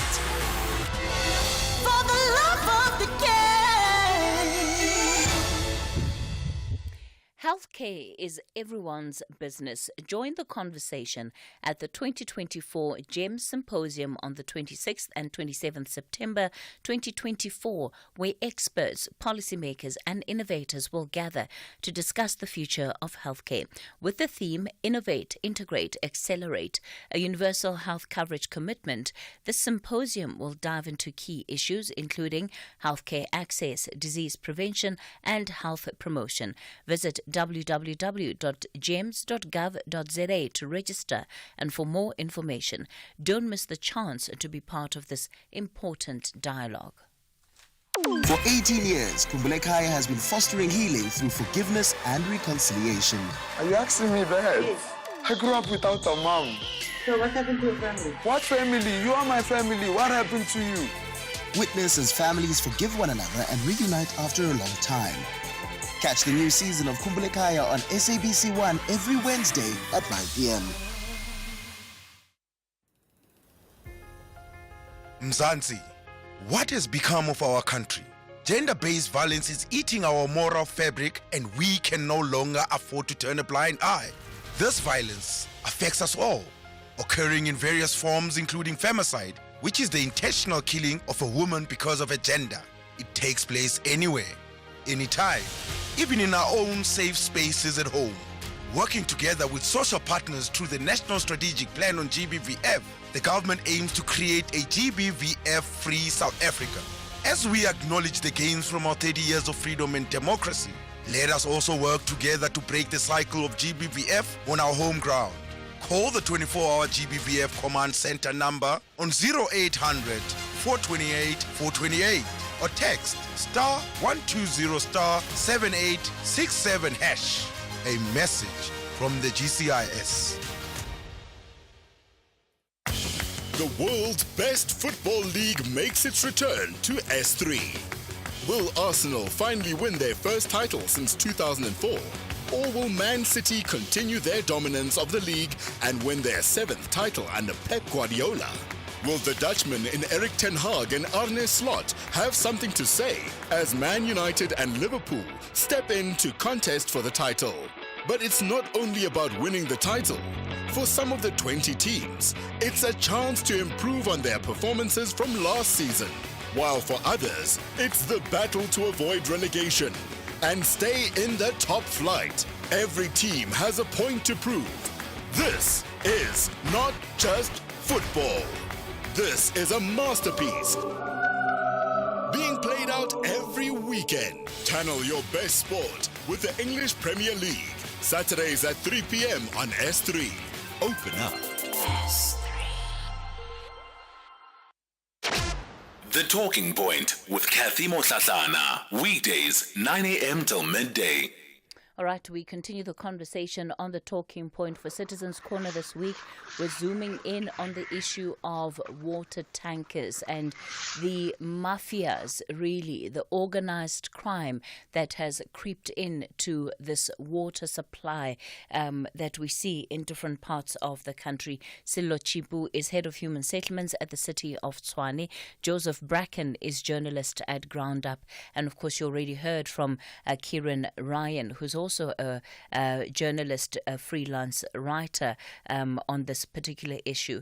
Joseph, let me give you an opportunity to tell our listeners about your investigation into water that was being sold illegally in eThekwini and what you were able to uncover as part of this investigation. All right, so it started with a report on Adam's mission residents there were saying that they were struggling with huge water shortages. Some residents for up to 10 years without running water. But then that sort of snowballed when I asked the residents where they were actually getting their water from. And it turned out that a lot of them were getting water from unmarked water trucks. There's the municipal water trucks, which are clearly marked as municipal water trucks. And there are the unmarked water trucks, which are usually water trucks owned by private companies. Through that, we were able to go to different areas, including Verulam, and start actually speaking to some of these water truck drivers who were quite upfront in offering water for a fee. We found out for about 5,000 litres, for 500 rand, you get about 5,000 litres in a container, and it would be delivered after a phone call, which was the numbers were very easy to get a hold of. The unmarked water trucks, they are since they are owned by private companies, we wanted to find out who was actually running the companies that these unmarked water trucks were operated under. We were able to get some of the license plates that these water trucks had, and we found out that one of the water trucks, two of the water trucks actually belonged to a tendered company that was tendered by eThekwini to deliver water to residents of eThekwini for free. It is very clearly stated on the municipal water trucks on decals that water is free from water trucks. You cannot sell water from water trucks. And these water trucks are filling up from municipal spouts, so they're getting this water for free and then selling it back to the residents. When you tried to understand the relationship between the unmarked water tankers that were charging people to refill tanks versus those that were clearly marked as being municipal water tankers, did you find that there seemed to be any obvious relationship outside of what you uncovered on the back end around the fact that they seem to all be coming from the same company? But when one tanker fills up a tank, I would imagine that there has to be some system in place. It's either the municipal contracted provider is not there to fill up the tank so that residents don't have a choice but to pay for the private supply then to fill up these tanks. So if you're asking for the relationship, the municipal water trucks, they were coming in frequently to these areas. In some cases, that's what we were told by the residents, which caused them to sort of either be forced to find water through other means like wells or rivers, or actually buy water from these unmarked water trucks. Otherwise, they could go for up to 2 weeks in some areas without a water delivery. So as far as we found out, the municipal water trucks were doing their job, but it was just infrequent, and that's where these private water trucks came in to fill the gap. From what you were able to tell, these 5,000 litre tanks, they of course supply water to the surrounding households. So how often were households having to get together to put together this money to buy this water, and the impact that it was having on them? So in some cases, these tanks were community based, so it would supply several houses. But in other cases, people would go out of their way to actually go out and buy their own JoJo tanks. But it was having an effect on the community because, I mean, a lot of these people were spending large portion of their monthly wages to actually buy water that was meant to be free in the first place. And they were struggling to actually find a solution to this as a community. Sello, let me bring you in here because both Joseph and Kieran have explained what our listeners also described happening in the city of Tshwane. How do you explain this as a city and as a municipality? Well, no, thank you very much, Cathy, and good morning to you and the listeners and the other participants there. I think the context is a little bit different. Maybe I need to be able to paint a picture in terms of city of Tshwane to understand where we are coming from in terms of the water. The city of Tshwane is currently sitting in terms of the approved informal settlement upgrading strategy with the 210 informal settlements. And those 210 informal settlements are sitting across the city. You will know that in terms of the Section 27 of the Constitution, the state, and in this case the municipality, has the responsibility to provide any person within its jurisdiction with the basic services. And that right itself, that must be done within the legislative the resources of the city to ensure that everyone has that particular service. Within that context, the city, based on its budget, is able to provide with the 146 informal settlements through 167 mobile water tankers. And the city currently doesn't have the capacity internally to be able to do that. What they did, they went through the Section 217 of the Constitution and appointed the service providers who are in that particular sector to be able to provide water to those different areas. So those water tankers are monitored directly from the Human Settlement Department, which is under my watch in the Human Settlement Provision, to monitor those water on daily basis. The water is provided to informal settlement on daily basis, 7 days a week. And the other component is the issue in terms of the infrastructure of the city, or the infrastructure in general, the issue of water coming from rainwater, also buying, also with our side. In that case, as and when there are maintenance, there are challenges, the city is also able to deploy the water tankers to provide the water in those particular areas. And what we have, and what you know, Cathy, is that we had the Royal wastewater treatment plant that has been for use for some time that had some challenges. So that part of Region 2, we are permanently providing the water through the regulatory services, which is the Hammanskrant area. And that mobile water tankers are provided to the formal areas until we finalize. And I know that you know that the progress has been made with Mahalis, where they are finalizing the package plant in terms of the new phases around October. That will start to get the clean water, and the city on the eastern part, they are also finalizing the contract that they will start to get that clean water. That's in terms of the emergency. So this one of informal settlement is the permanent future. The only challenge that we have here is that we have a problem in terms of the continuous invasion of land. The 210 informal settlement that I'm sharing with you is as in 2021. But to date, in terms of their evaluation, since COVID-19, we seem to be sitting to around 400, which we are still working on that. And this is in terms of the growth of the existing formal settlement and the other area being vacated. And the invasion of land, remember, is not only happening into the city's properties, it's also happening on the land that are not necessarily owned by the city, which makes it difficult for the city to act on that.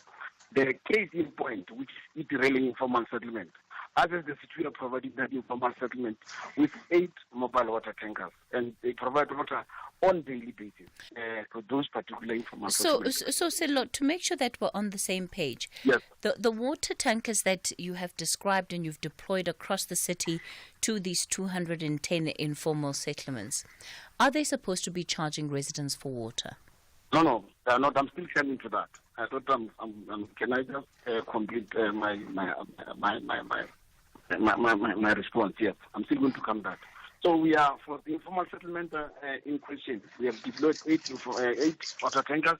They are providing water free of charge in inhabitants. And those, when we deploy them, the service provider was introduced to the councillor, to the community, and the trucks with the registration numbers is given to those community members and the councillor, so that if there are any challenges, they are able to report to council. So what we did from our side, because there seems to be an unscrupulous business people who are taking advantage of this particular gap. What do? They also buy their own trucks, and they go beyond back to be able to draw the water illegally from the infrastructure of the municipality and come to be able to sell to those people in the informal settlement. Those people in the informal settlement who are buying water from them is those people who will then be able to say, I have my own money. I can be able to, next to my shack, I can be able to construct the tent and be able to procure the 5,000 water tanker, and these people will then be able to drink the water. Because as it is the city, we have actually, through the assistance of water and sanitation, we are having water tankers in each and every informal settlement where we are putting this water, which is the communal water tankers. Silo, the challenge that we have, and you heard the clip that we started off with, and that was from a resident in Laudium. Subsequently, we've had messages from residents in Hammanskraal and Mamelodi as well. We're talking about the same issue. In fact, the residents in Hammanskraal say that the issue is so bad that they didn't even feel safe coming on air to speak about it because of how integrated the criminality around water has become in that area. So when you say that these individuals are coming to draw water from municipal infrastructure, how are they able to do that? Because you, of course, are supposed to be keeping an eye on what is happening at your infrastructure as a municipality. But added to that is that they're selling water, you are aware of it, it's not that difficult to go into communities and find out who these people are. Yes, I was just responding to that. The informal settlement next to Lodium is the Itireleng informal settlement. That's why I wanted to be clear. Itireleng informal settlement. What we did now through our community safety department, we have established a team in the metropolis, and then that metropolis is working around to be able to ensure that only those people who are authorized, the service providers from the city, are drawing the water from the fire hydrant. We have stipulated the number to all the community members and the people who are raising the allegation to be able to report that with the registration number. In this case of Itireleng, we have also done the same to say, can you kindly be able to give us the registration number of the person who's actually alleging or be selling water to the communities for us to be able to attend to those particular And in Hammanskraal? It's the same. Hammanskraal, yesterday we were with the metropolis in Hammanskraal where we were driving around in terms of looking all those trucks that are selling water to the residents. When we didn't be able to find anything, and we are requesting the number that the community must be able to report all the person who's coming to sell water to them is 012-358-7095 or 7096. And there we have a dedicated team of the metropolis who are assisting us to be able to deal with those particular unscrupulous business people who are taking advantage of the account. And we are also saying to the community, there is no water that is for sale from the municipality. All the water that is provided through the mobile water tankers are for free of charge. And the issue of Hammanskraal is only for the intervention in terms of the river.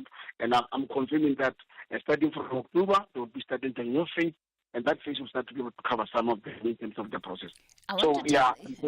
Sello, I want to take this question for you from one of the residents.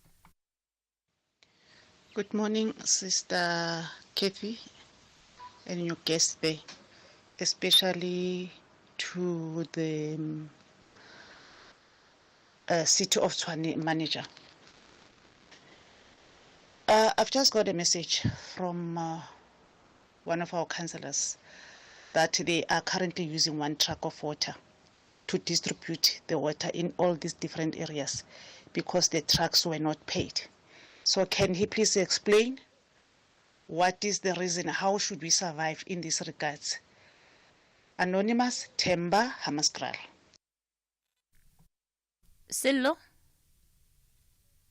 The issue of the payment of the service provider, I'm not aware of that.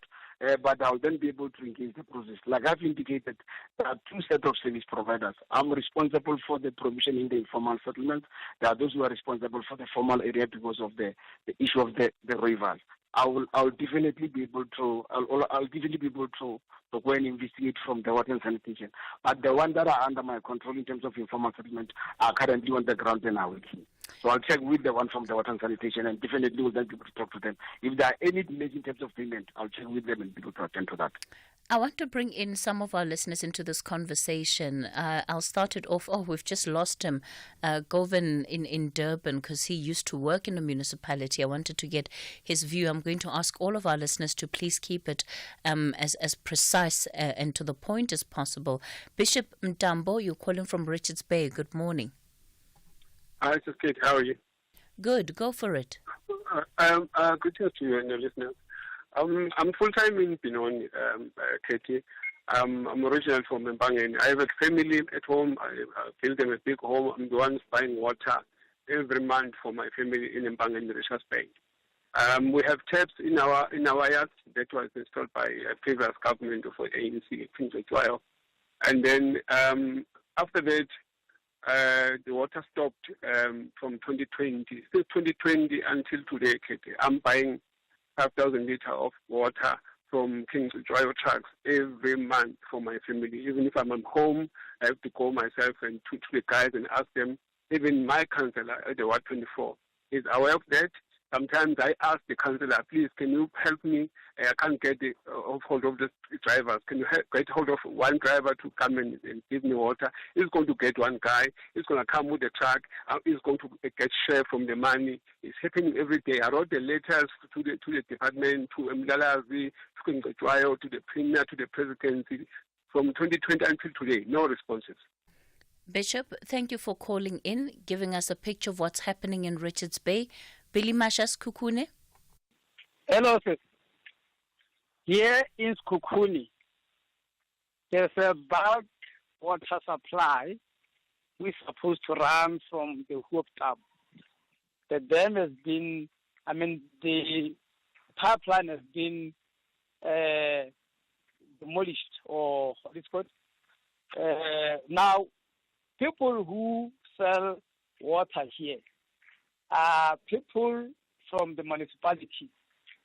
They draw water from the same tanks. Then they bring this water to us. We buy from them. They put into our jojos and pay them. Recently, they were stopped. But then we no longer have water here because in any way we don't have any other option. The other option is that we must buy dirty water raw from the river. How much are you paying for that water, Billy? We are paying 800 for 5,000 liters. How long does it last you? It depends on the size of your family. If we are 10, it's not going to take you a week.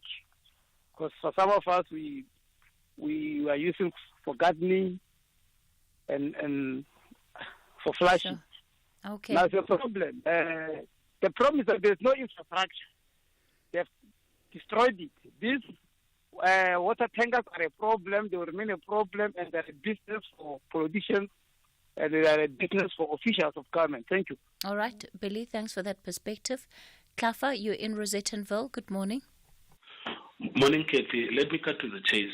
You know, the currently, I'm based here in Johannesburg, Rosettenville, but I'm from Eastern Cape, Butterworth, in a village called Motu Village. I'm currently paying almost fortnightly.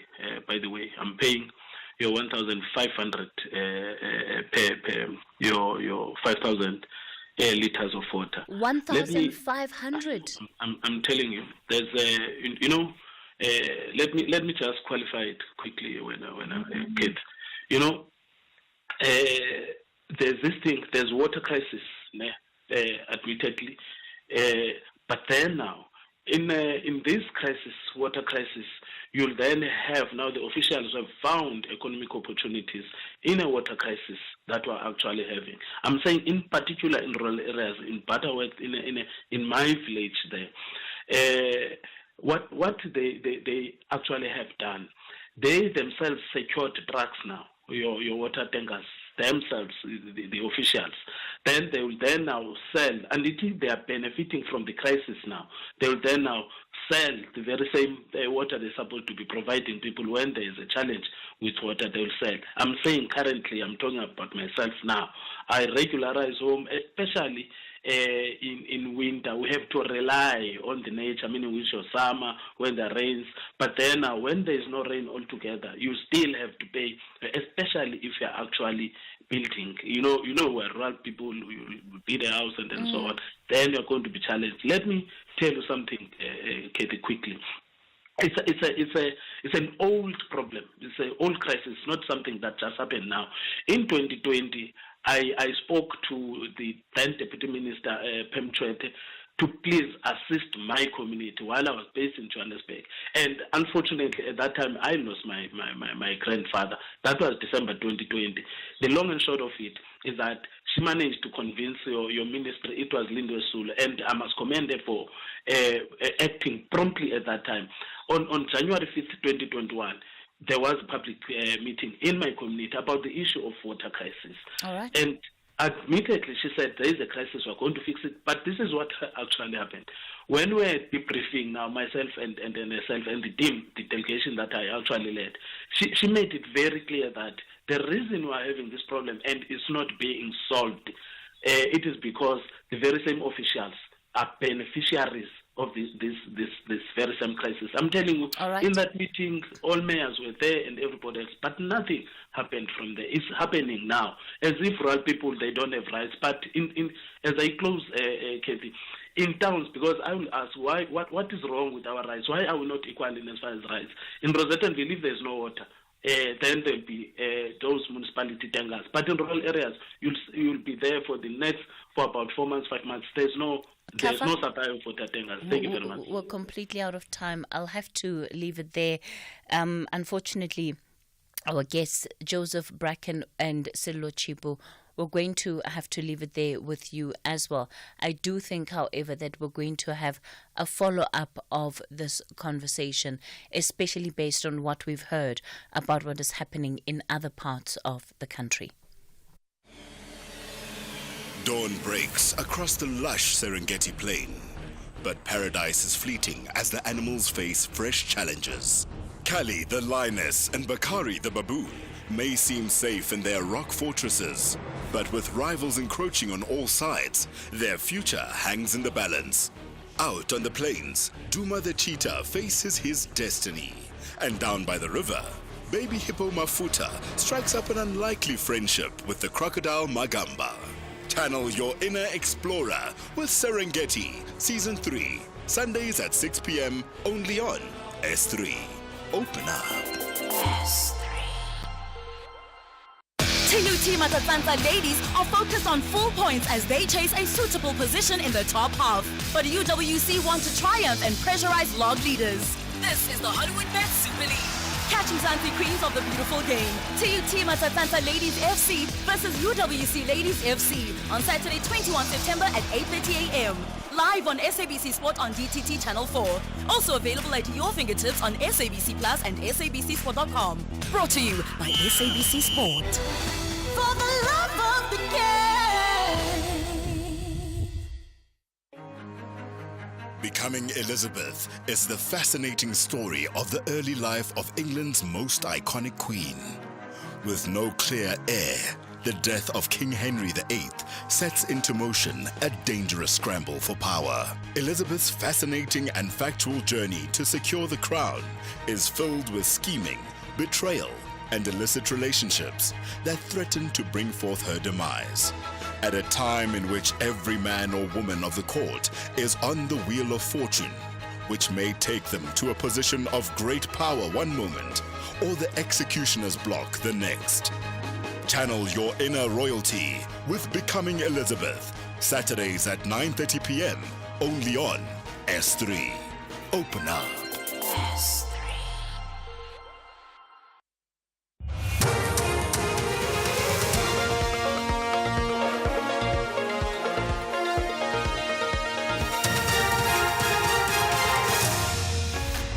Top stories at 11 o'clock. Parliament to debate Eskom's proposed tariff hike and a union to challenge coal mines' retrenchment plans.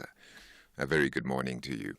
Parliament will tomorrow hold an urgent debate in which the DA plans to formally oppose Eskom's 36% tariff increase proposal. Energy regulator NERSA is yet to approve the proposal, which is in addition to the already approved 8 billion rand make-up tariff for next year. The debate will follow the DA's National Day of Action today against the proposed tariff hike. The DA is calling for urgent government intervention, saying Eskom has already increased electricity tariffs by 450% since 2007.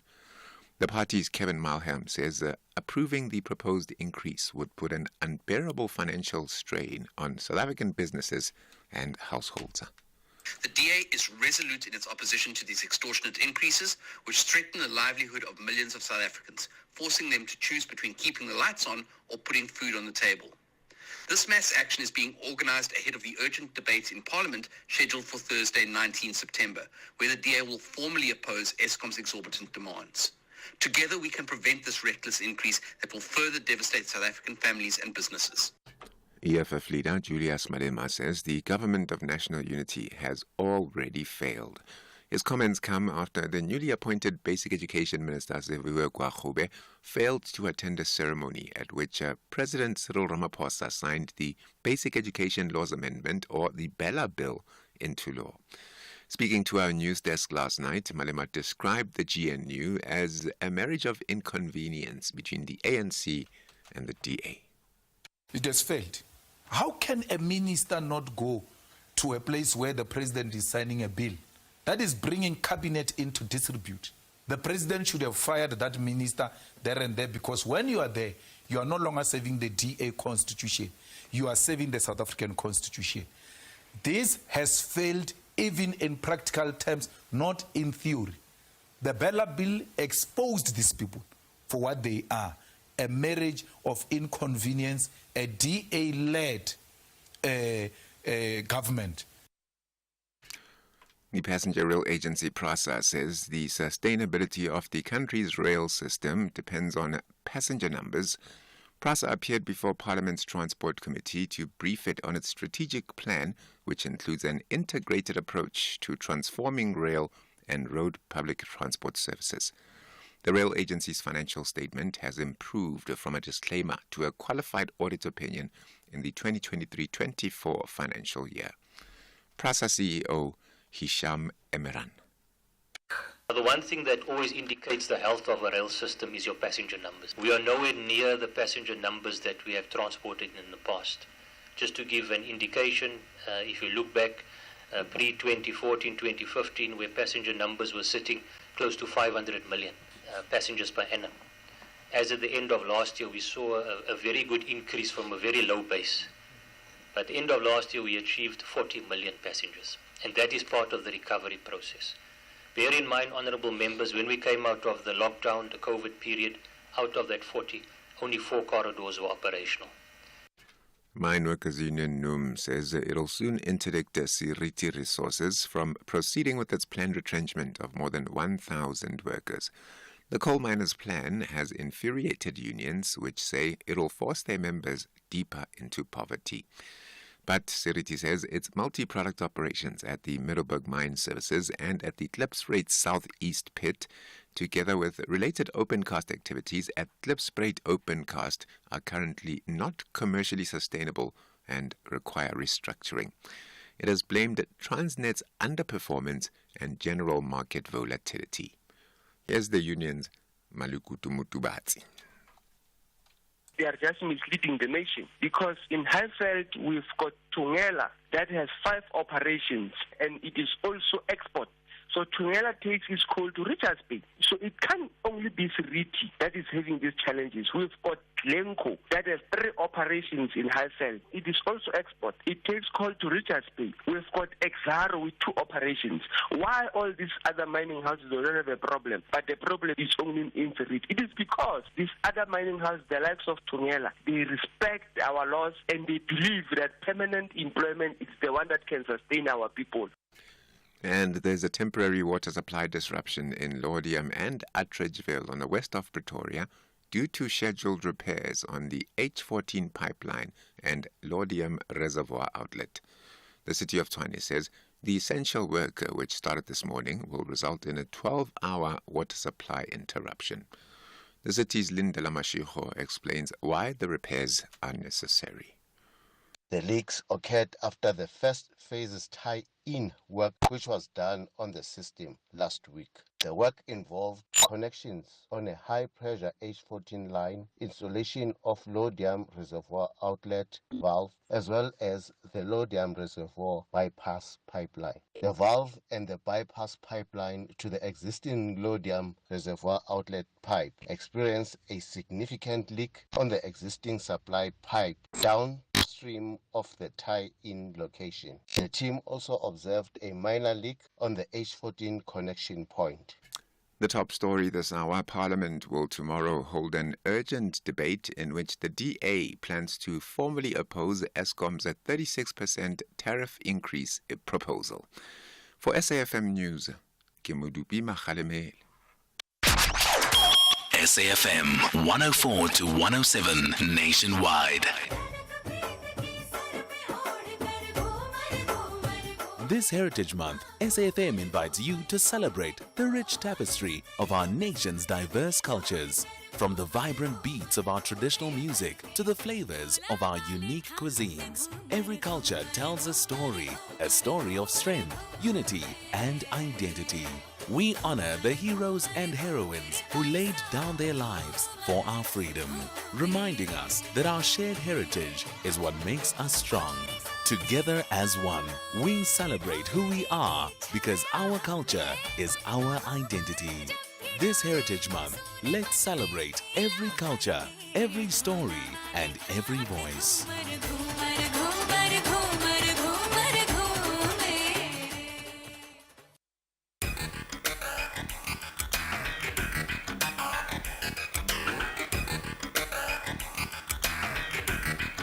The Talking Point with Cathy Mohlahlana. Weekdays, 9 a.m. till midday.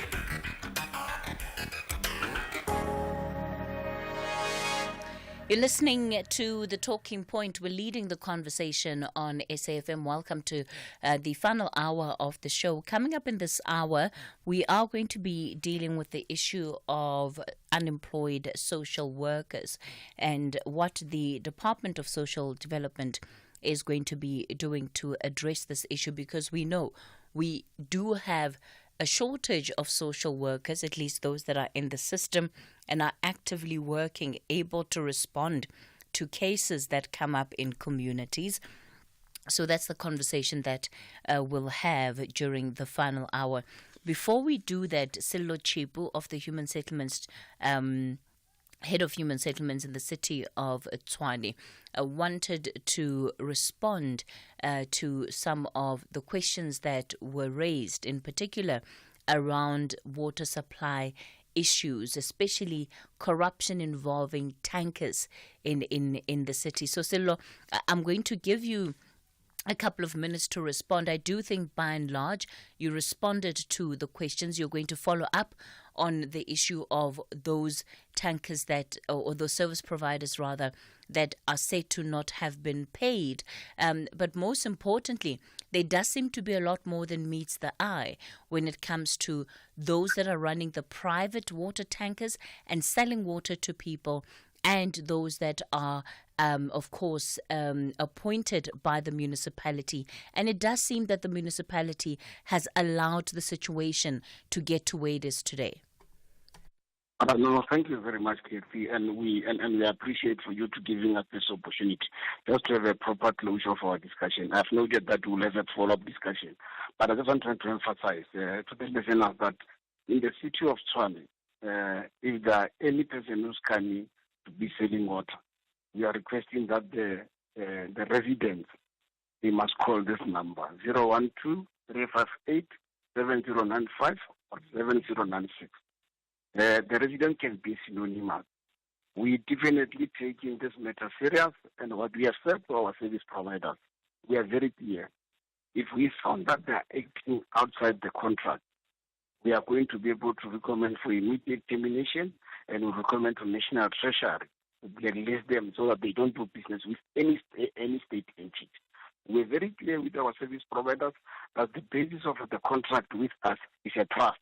And where they are drivers, they are workers, they must ensure that they perform all their duties within the context of the contract. Failing to do that, we are going to be very harsh on them. So we are requesting that the community helps us. If they have that evidence, if they have pictures, they can also share the same pictures with us. And if they can remain anonymous, we'll definitely be able to follow it up in terms of that. The team from Metropolis are working 24/7 to make sure that our infrastructure is protected, and all the people who are drawing the water from the fire hydrants are authorized and are properly documented. And our service providers have the allocation letters and the appointment letters. Each truck have the passport to be able to do that. So any person that is going to be found not having those documents will then be able to be treated in terms of the law. And those within our service providers who will not be able to comply with the contract will definitely terminate, and will definitely be able to go to National Treasury to recommend for the blacklisting. So it still doesn't make sense to me that you would have individuals that are able to park 28,000 litre tankers on municipal property and draw water from municipal infrastructure, and nobody sees these people. It doesn't make sense to me. We have the police on site now, working on all identified fire hydrants we are doing what. So we don't find those people. If there's any person who has been seen to be that, we'll definitely be able to act on that. But we are now having the proactive approach through the Metropolis, who are protecting all our infrastructure. Even we are having that there. We're going to leave it there for this morning. Sello Chibu, the head of human settlements at the city of Tshwane. As you can hear, this is a much bigger issue than perhaps we have paid attention to, and we will absolutely be following up on it. Also because it doesn't just affect the city of Tshwane, as we've heard, so many other parts of our country affected. All right, I'm going to take some of your WhatsApp voice notes. When we come back, we turn our attention to the Social Development Department. Hello. It's hard to digest the fact that in the Northern Cape is approved shacks are given to people without water. No sanitation, but people must put shacks. I mean, when you allocate the shacks, the first thing that must come to mind is sanitation and water. Nothing. People are buying water. People must do the number two inside a house in something young. Guys, come on. Hi, Cathy. Luann from KZN.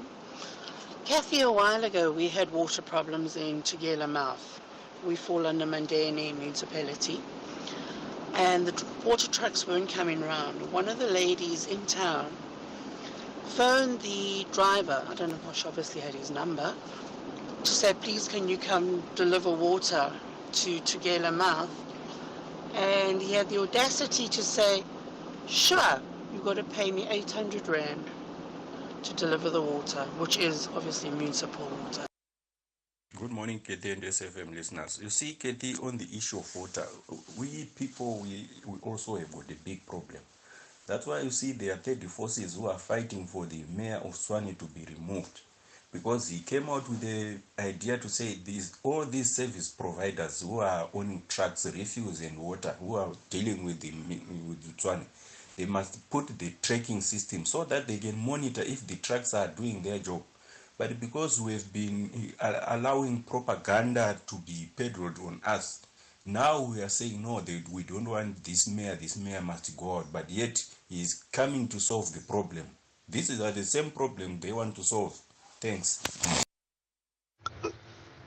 Morning, Sis Cathy, your team and your guests there. Sis Cathy, you see this issue of water tanks and water supply. Come to Northwest and see what's happening there. We are the landowner in Ventersdorp, in place called Makokskral there. We have crisis of water there. JB Max Municipality in Kobe, since they even give us Jojo tank and they are supposed to fill up twice a week. It's been almost a decade. We don't have water. We are struggling. We have to buy water there. The service provider who appointed to deliver water there, he didn't do nothing. It's something normal. When you go to intervene in the municipality to find out, that person is receiving money every month. He's putting the invoice so that he's delivering water there, but we are struggling with water. After that, they kept challenging us. They are not going to give us water and their animals. So we are not going to water. It's something that we experience here in Northwest. We are struggling with water. And when you check, those people who are benefiting are the politicians, members of the ANC. But we have to keep quiet. It's pace in Matlosan. Good morning. Bishop Makwana from the Wahom Zone F. If I can understand that Kiran maybe is white, you just don't want to take his story. Let me tell you, it is the municipal officials that cooperate and connive as a cabal with outsiders to do these things. Here in Lepelle Nkumpi municipality, what 15 Lewahom, the councillor extort all subcontractors and contractors who come on site. If it's not paid, you're not working. So that's the style they're using in water tanks. Hashtag SAFM Talking Point. All right, so we certainly still have a lot to do when it comes to this issue of water tankers, but it really is helpful just hearing the information you have shared with us. And, you know, those, of course, become insights that we can use and that give direction in terms of where else we need to go to uncover what might be happening. Well, let me invite then onto the show for our final conversation today the Chief Director, Human Capital Management and Organizational Design at the Department of Social Development, Devin Chinapan. Devin, good morning to you. Thank you for your time this morning. Greetings, Cathy. Greetings to the listeners. Thank you for the opportunity. We're talking to you today because of the plan that has been announced by your minister to try and deal with the issue of increasing the number of social workers that we have in the department. So she's put that figure at 55,000, saying that there's an urgent need to employ about 55,000 social workers. Before we get to where things are today, I want us to look a little bit at the history. We have had, including on this show, social workers or those that have graduated who were sitting at home, some for months, some for years, needing employment, but for whatever reason, not getting employment by the Department of Social Development and not getting the promised placements from the department. So let's talk about what has gone wrong. We've had a need, we've had supply, but for whatever reason, there was no way of getting those that were unemployed into the system. That is indeed correct, and it is for that specific reason the department took the approach to start developing a broader strategy. So initially, when social work was declared a scarce skill, the need was there, and the department went out to offer bursaries to address social ills. The intention was noble at the time, but I think the area of difficulty was how do we then employ them within government, and we didn't anticipate that the position the country will face as we had done. So the intention was to create a pool that would support the need for social workers. So hence I'm saying we are here because of that intention to increase the pool of social workers, and unfortunately the situation at government level does not permit us. Hence, we are developing the strategy. So the strategy is a broader-based strategy to strengthen the planning, recruitment, deployment, and retention, as well as the management of social service professionals to address the pervasive social ills. So there's a disjuncture between the pervasive social ills that we have and the amount of resources, both in terms of finance as well as in terms of human resource, to address it. So the strategy then seeks to address that, primarily trying to increase the employment of social workers. Before we get to the current strategy, I want to go back because, again, the Social Development Department, as you've rightfully said, gave students bursaries to go and study. So this was an investment that the government was making, and rightfully so, because there was this incredible need in the community. One would have thought that when the department is giving out these bursaries, you have an idea of how many learners you're giving bursaries out to and what the pipeline then potentially looks like. So if you've given a learner bursary today, you know that in the next 4 or 5 years, you can expect that they're done with their studies and there should be a place for them within the department, because otherwise it's wasted resources. So where was the issue with that forward planning? Was it a lack of forward planning? What resulted in these social workers simply not being absorbed by the department? We can attribute it partly to the planning, because there should have been a risk analysis and etc. But I think primarily the problem was that the department did not foresee. The need was there. The projections were there. The numbers were correct. The department did not foresee what would be the financial situation 3 years down the line. They did not anticipate some of the pressures that were put on the fiscus that resulted in the CEO being limited or the ceiling being reached, and you could not then employ the amount of social workers that you want. So you had to manage it within the compensation budget. So it's both an issue about the planning part of it, we can attribute it to, but in the main it was the not having sufficient funds at a government level due to the fiscus position to employ more social workers. At which point would you say that the department became aware of this? And the reason I ask is because, you know, it must have been last year that we had a group of these social worker students that were on the show. And everything seemed to be happening on the fly. So they were caught unaware by the fact that they wouldn't have jobs. They were caught, it seemed everything happened as a surprise. So again, just coming in from a planning perspective, when the communication happens from social development, national treasury level, you say, look, this is our projections for the next 3 years. This is what we're going to need for all of these additional people we're bringing into the pipeline. What are the conversations that you're having with the treasury around whatever future constraints might exist, and how then is that communicated to those students that you have that are anticipating some kind of employment? So the communication with the National Treasury has been an ongoing discussion that we had from the time that we identified that the fiscus is not sufficient. We have made a number of bids to National Treasury to increase the ceiling so that we can appoint social workers. Unfortunately, in terms of prioritization, the department was not successful. So from the time we realized that there's been bids to the National Treasury, as late as 2 years back, we made a bid to National Treasury.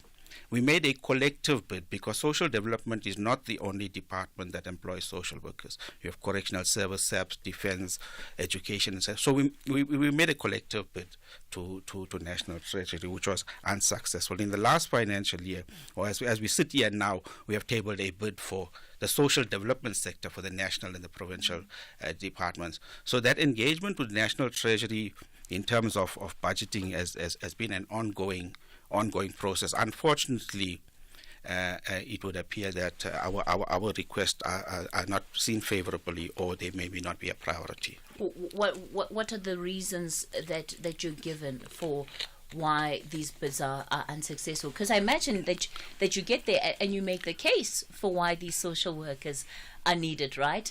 We'll talk shortly about the sort of caseloads that social workers in this country are dealing with. So What reasons were you given? It would be unfair for me to kind of indicate those reasons. Safe to say that those requests are considered by National Treasury in terms of their priorities. Each department would submit their bid.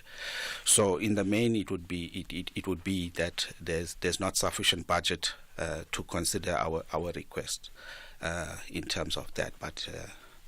Safe to say that our requests were not seen favorably and we didn't get the requisite resources we require. Let's talk about the work that these social workers are doing in the community, because I am going to come back to this question of why the bids are unfavorable, because it speaks to an issue of priority at the end of the day. And if we are to grapple with some of the social ills that are facing our society, we need social workers, and it speaks to the extent to which government as a whole sees that as a priority. And that's why I'm asking you about the reasons that you were given. So we'll come back to it shortly, but tell me about the role that social workers are currently playing in our society, and then the kind of burden that they're facing in terms of their workloads. There is no dispute. It is acknowledged fact that social workers are insufficient to respond to social ills, and the social worker is normally the first respondents to many of the social ills, in terms of gender-based violence, in terms of substance abuse. So their role and their numbers are categorically accepted in terms of the projections. So the caseload therefore puts the burden on social workers, and therefore they would not be able to respond adequately. In fact, if the numbers were adequate, they would focus more on the preventative part, and that's our view. The preventative part is where you should be dealing with, rather than the reactive part in terms of the police and etc. So yes, the pressure is on them, but unfortunately they would have to deal with the resources that we have and we can employ. We have, according to the figures that were given by Minister Dolashe at this session that was held recently, 23,561 social workers. Is that correct? Yes, that is.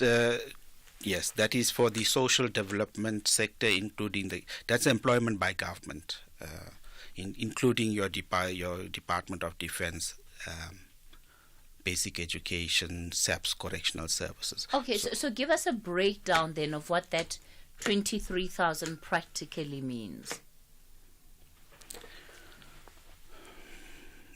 I'm not sure whether I understand that. Okay, I'll give you an opportunity to answer the question in a moment. We're edging towards the 11:30 news headlines. We're taking a look then at the issue around social workers in the country, the incredible need that we have, and what the strategy of the Social Development Department is in trying to ensure that they are able to bring in more social workers. It's time for the latest headlines. We'll continue with the conversation after this. With headlines at 11:30, I am Dino Motaung. Good morning. Parliament will tomorrow hold an urgent debate in which the DA plans to formally oppose Eskom's 36% tariff increase proposal. In other news, President Cyril Ramaphosa will today visit the Africa Aerospace and Defence Trade and Exhibition at the Air Force Base Waterkloof in Centurion, Gauteng. And authorities in Venezuela say they've arrested a fourth U.S. citizen in connection with what they say is a plot to destabilize the country after last month's disputed election. A full update follows at the top of the hour. When self-made billionaire Wilton Knight rescues police detective Lieutenant Michael Long after a near-fatal shot to the face, he gives him a new identity and a new name, Michael Knight.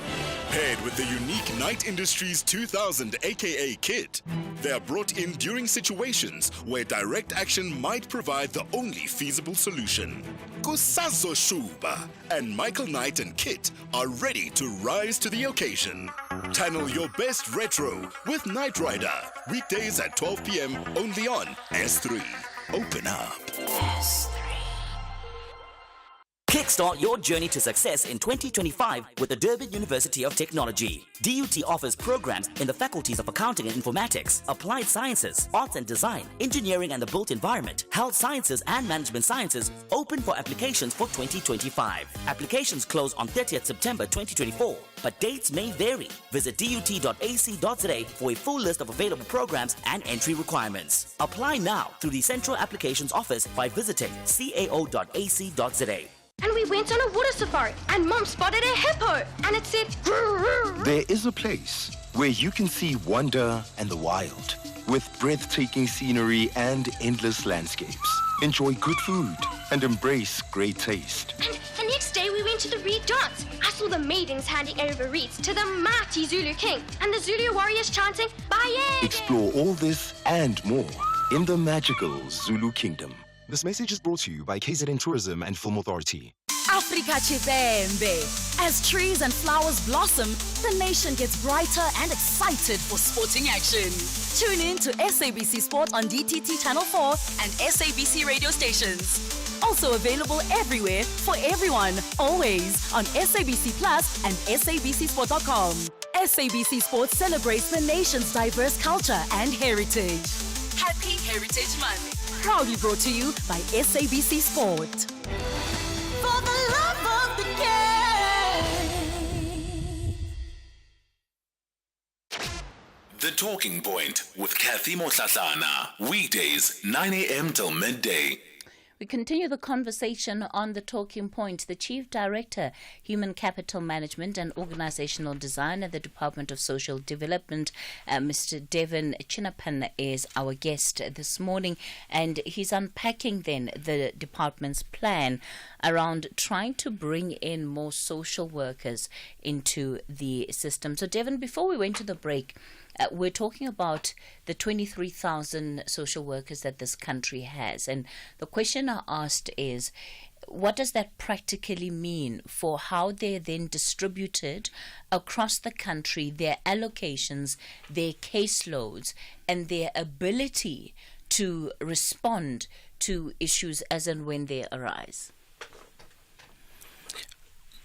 So the 23,561 are social service professionals, made largely in terms of social workers. Of the 23,000, 19,000 are in the social development sector, spread across the provinces. I don't have the details here, but we have a breakdown of the social workers per province, per region, and per district. So they are allocated in terms of we use a kind of a normal standard population ratio to determine these numbers, and even the ratio that we use, it would be insufficient. The number of social workers to be insufficient. So therefore, social workers would have to prioritize their caseloads, deal with the urgent ones, and in doing so, you're going to have a number of cases not being attended to or being neglected. As I indicated, our response is not as proper and effective as it should be given the number of social service professions that we have. So we are acutely aware that our response is not adequate and not proper. Hence, we started to develop the strategy, including acknowledging the fact that government alone cannot employ the number of social service professions that we require. So what is your answer then? Because if we're to look at the latest census, I think we said we have 60 million people in South Africa. At least that was the figure that was given out of the latest census. So what kind of ratio does that leave us when it comes to the actual social workers themselves? Because that really means that you have close on 2,500 or just above that per social worker in this country. Would you say that the problem is at a crisis point right now? I'm not exactly sure if it is at a crisis point, but I think the attempts are there to manage it and address it.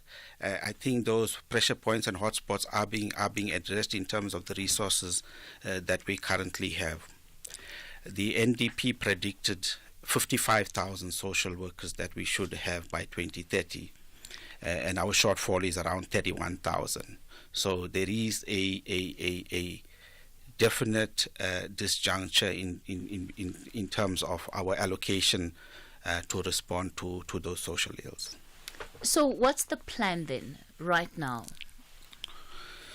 So the plan is a more encompassing plan, because there's this acknowledgement that we need to respond to the pervasive social ills faced by the country, and we need to then strengthen our recruitment and deployment. And in doing that, we've developed a strategy. The strategy has basically 5 elements, and it addresses some of the questions that you raised. The first one is to deal with the issue of mapping and location of the social workers in the entire country, developing a system. We have currently systems that are in place, but they are in pockets, so each department maintains their own. So we want to have a system that would map and locate all our social service professionals, and we want to then we can juxtapose the pressure points of your social ills against that location, so that can make deployment easy. So that's the one part of the strategy. Basically, the strategy is based on 5 pillars. That's the first pillar. The second pillar is then the funding model, and the funding model and how we recruit social workers. And there is this acknowledgement that government alone, given all that we've spoken about in terms of funding, that government alone cannot employ social service professionals. So the plan looks at how do we get the private sector, how do we get the NPO sector, NGOs and other foundations that can fund the employment of social workers. So that the strategy then unpacks that in terms of the funding model. The third element is then actually the recruitment, retaining, including the development, training and development of the SSPs. And the fourth level will talk to the issue of support, the issue of tools of trade, professional support, so that the services are rendered effectively. Okay. Lastly, it will talk to the issue about monitoring, evaluating, and reporting on the progress that we made, including the kind of structures that we want to implement. Practically, when you look at this broad partnership, how soon would you expect it to make a difference? So is it in the next financial year we are hoping to bring in X amount of social workers, or is it more of an open-ended issue? It's not necessarily an open-ended issue, but it's also not by the next 3 months you're going to have a turning of the corner in terms of employment. There is continuous work that is being done. These are process issues. The issue of budgeting, going to National Treasury for additional funding. We have been given 3 months to look at the implementation plan and report on progress. So the funding model, it opens the way in the next 3 months that we can start engaging with the private sector, the foundations, etc. Even recruitment itself is a process issue, but we're confident by the end of this financial year we would have a tangible plan to then start dealing with increasing the number of SSPs. Let me go to Mzwandile. Mzwandile, you're calling us from the Eastern Cape. Good morning. Hi, Cathy. Good morning. Yeah. I think you might actually be dealing with a much larger issue, and I'm just not sure, man, if we're actually dealing with an undersupply of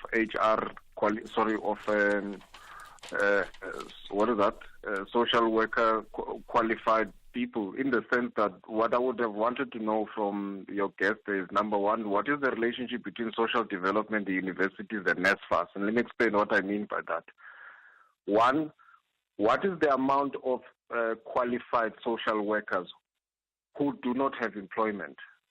Because the perception created is that we don't have sufficient social workers, but I actually think we've got an oversupply of qualified social workers who have not been absorbed by the system. So that is the numbers I think we need to drill down on firstly. And secondly, the relationship between them and universities, then to ask the question, if we know we need 50,000 social workers, and these universities are able to produce them within the next 3 years, what happens then after the 3 years? Once we start to have an oversupply then of social workers, who would then be employing them? Should we then not inform universities to say, hey, I think you guys should start doubling down on your intake of social workers, which would also reduce the pressure on NSFAS to fund them, because we can already see that in the next 3 years we are going to have an oversupply, meaning we'll get these kids to be qualified, and tomorrow we'll say we've got people that we cannot absorb, but yet it is SOCDEV who's not communicating with this university to say our demand in this sector is beginning to diminish. So I'm saying I think we should have a much more broader conversation, Cathy. Unfortunately, sorry to come in there, but we're already there. There is already a supply of graduates who are sitting at home for employment. And as you heard from Devon, he says, well, they didn't anticipate that Treasury was going to cut their budgets and they would be unable to employ these individuals. So the problem that you're speaking about, that is the problem that currently exists. Then, Cathy, okay, let me leave that between you and him. My question then would be, if that's the case, shouldn't they start to inform universities and NSFAS to say, guys, don't fund more students that in the following areas, because we don't have a demand for them? Because what is going to happen now, Cathy, someone who should be funded in sciences will not be funded because that money is now being funded in a sector where the demand no longer is existing. So I think the takeaway point here is therefore to understand, as much as he's saying the issue is between them and National Treasury, what is the communication between them and the universities and NSFAS, so that we don't continue to produce qualifications which we are not going to be needing in the future? Is there such a planning between them currently? Okay. Thank you. I think that's a fair question. I'll take 2 voice notes and then I'll give Devon an opportunity to respond. The answer why we don't have these 50,000 plus number of social workers is quite simple. The government doesn't have the money to pay for it. Doesn't have the money. We borrow 2 billion rands per working day, 5 days a week, to make this country work because we don't have enough taxpayers to cover the bills. That's what our problem is. No foreign investment, no extra jobs for people in South Africa, no social workers. That's how it is. Hi, Cathy. It's Judy from KZN. I'm just wondering about how these government departments work in terms of reorganizing their structures so that the people who are essential, the people who actually do the work, are employed and paid, and the people, the layers, the multitude of layers above them are trimmed so that you have a flatter structure and you get more work done. Please ask this guest of yours. Thank you. On social workers, Cathy, good morning. It will be a good thing if SEPs can absorb some of that social workers for the FCS units, because they are already trained to work with victims. All right, thanks for those voice notes. Devon? In terms of the first question around the unemployed social workers, there are approximately 9,000 social workers, and that number is very fluid because people will get employment in areas and they would terminate employment. But of that 9,000, approximately 4,500 were the ones that the Department of Social Development gave bursaries to. So we can comfortably say that the bursaries that were issued were for the 4,500, and we went through this issue about the ability of the government departments or the inability to employ those that they've already given their bursaries to. In terms of the conversation with the universities, yes, there's conversations with the universities. in terms of the prospectus, in terms of the nature of social work. I think the challenge would be is for the department to indicate to universities not to start offering these courses. I think the issue was around granting of the bursaries and the inability to absorb them. But I must also indicate that the pipeline and the issue is taken care of. We actually know, as much as the 55,000 was determined or projected by the National Development Plan, we have a demand model that can look at criteria and look at the dimensions and then easily predict what we have. So we have a demand and supply model, and we're comfortable that is working for us. In terms of government reviewing itself, I think there are processes that follow how government departments work, and I think the intention is to have more people on the ground, on the field, and then at the level. Hence, the issue of employing more social service professions, that we don't have more office workers. In terms of the SAPs, yes, there's a discussion not only with SAPs, there's a discussion with the correctional services.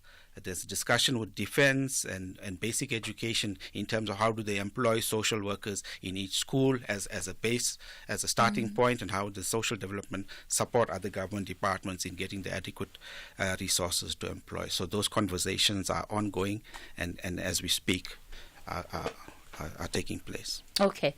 All right. So the point is that there is a plan on the table, but it could well be some time before we start seeing any steps in terms of how far that plan can go in absorbing more social workers into the department. All right, Devin, thank you so much for coming into studio. Thank you for your time. He's the Chief Director, Human Capital Management and Organizational Design at the Department of Social Development. That's where we wrap things up for today on The Talking Point. We'll be back with you again tomorrow between 9 and midday.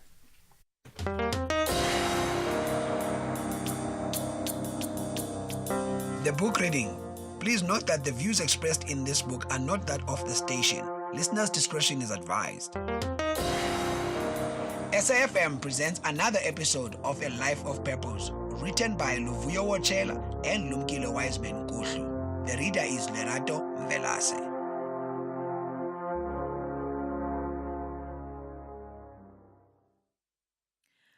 Materially, life was difficult. As a junior lecturer at Forte in the previous year, he earned slightly over 300 Rand per month. In the first 16 months of undertaking articles, he earned barely half that amount. Yet the nature of his work demanded that he owned and maintained a car, and he had to travel between Butterworth and Umtata and still rent lodgings in these towns. He also had to pay for his UNISA studies. Now that he had achieved his degree, there were always expectations from home in Qala. He had to find affordable restaurants in Butterworth, particularly there were celebrated eating places that sold home-cooked food for about 20 cents a plate. Owned by the families of Mama and Mgqibisa, they offered a variety of foods, including the traditional samp and beans, ngqusho nembotyi, which often came with a dash of gravy and a scrap of meat. That lunch dish, which routinely became the staple meal for Wiseman, attracted most of the clerks in that town, and the eating places would always be full at lunchtime. Through such lunchtime gatherings, during work and after-work functions, Wiseman met a lot of people. Many of them were his and his principal's clients, and some had been introduced to him by Latachan. He also established a close working relationship with Theo Mncedisi Jordan, who had completed his BCom degree in 1968 and had served his articles a few years earlier. By 1972, Jordan was an accountant for the Transkei Hotel, a prestigious hotel at the time. Most of those with whom Wiseman interacted were either government employees or aspiring entrepreneurs. He also came into contact with villagers and urban folk socially and became familiar with the complex social networks of Butterworth and Umtata. Many who had been absorbed into the work of the XDC and other related government sectors, and those who had moved to new businesses were renting rooms around the town. They constituted a growing urban group, although they still had links to their rural homes. Spending most of his time in the XDC offices also reintroduced Wiseman to Hazel, who still worked in the Umtata office in 1972. At their initial meeting in Butterworth over a year earlier, Hazel had admired Wiseman's work ethic. Now she realized that his principles remained unchanged, despite his having gained a degree. He still admired good people and respected those he worked with, and he appeared even more diligent than before.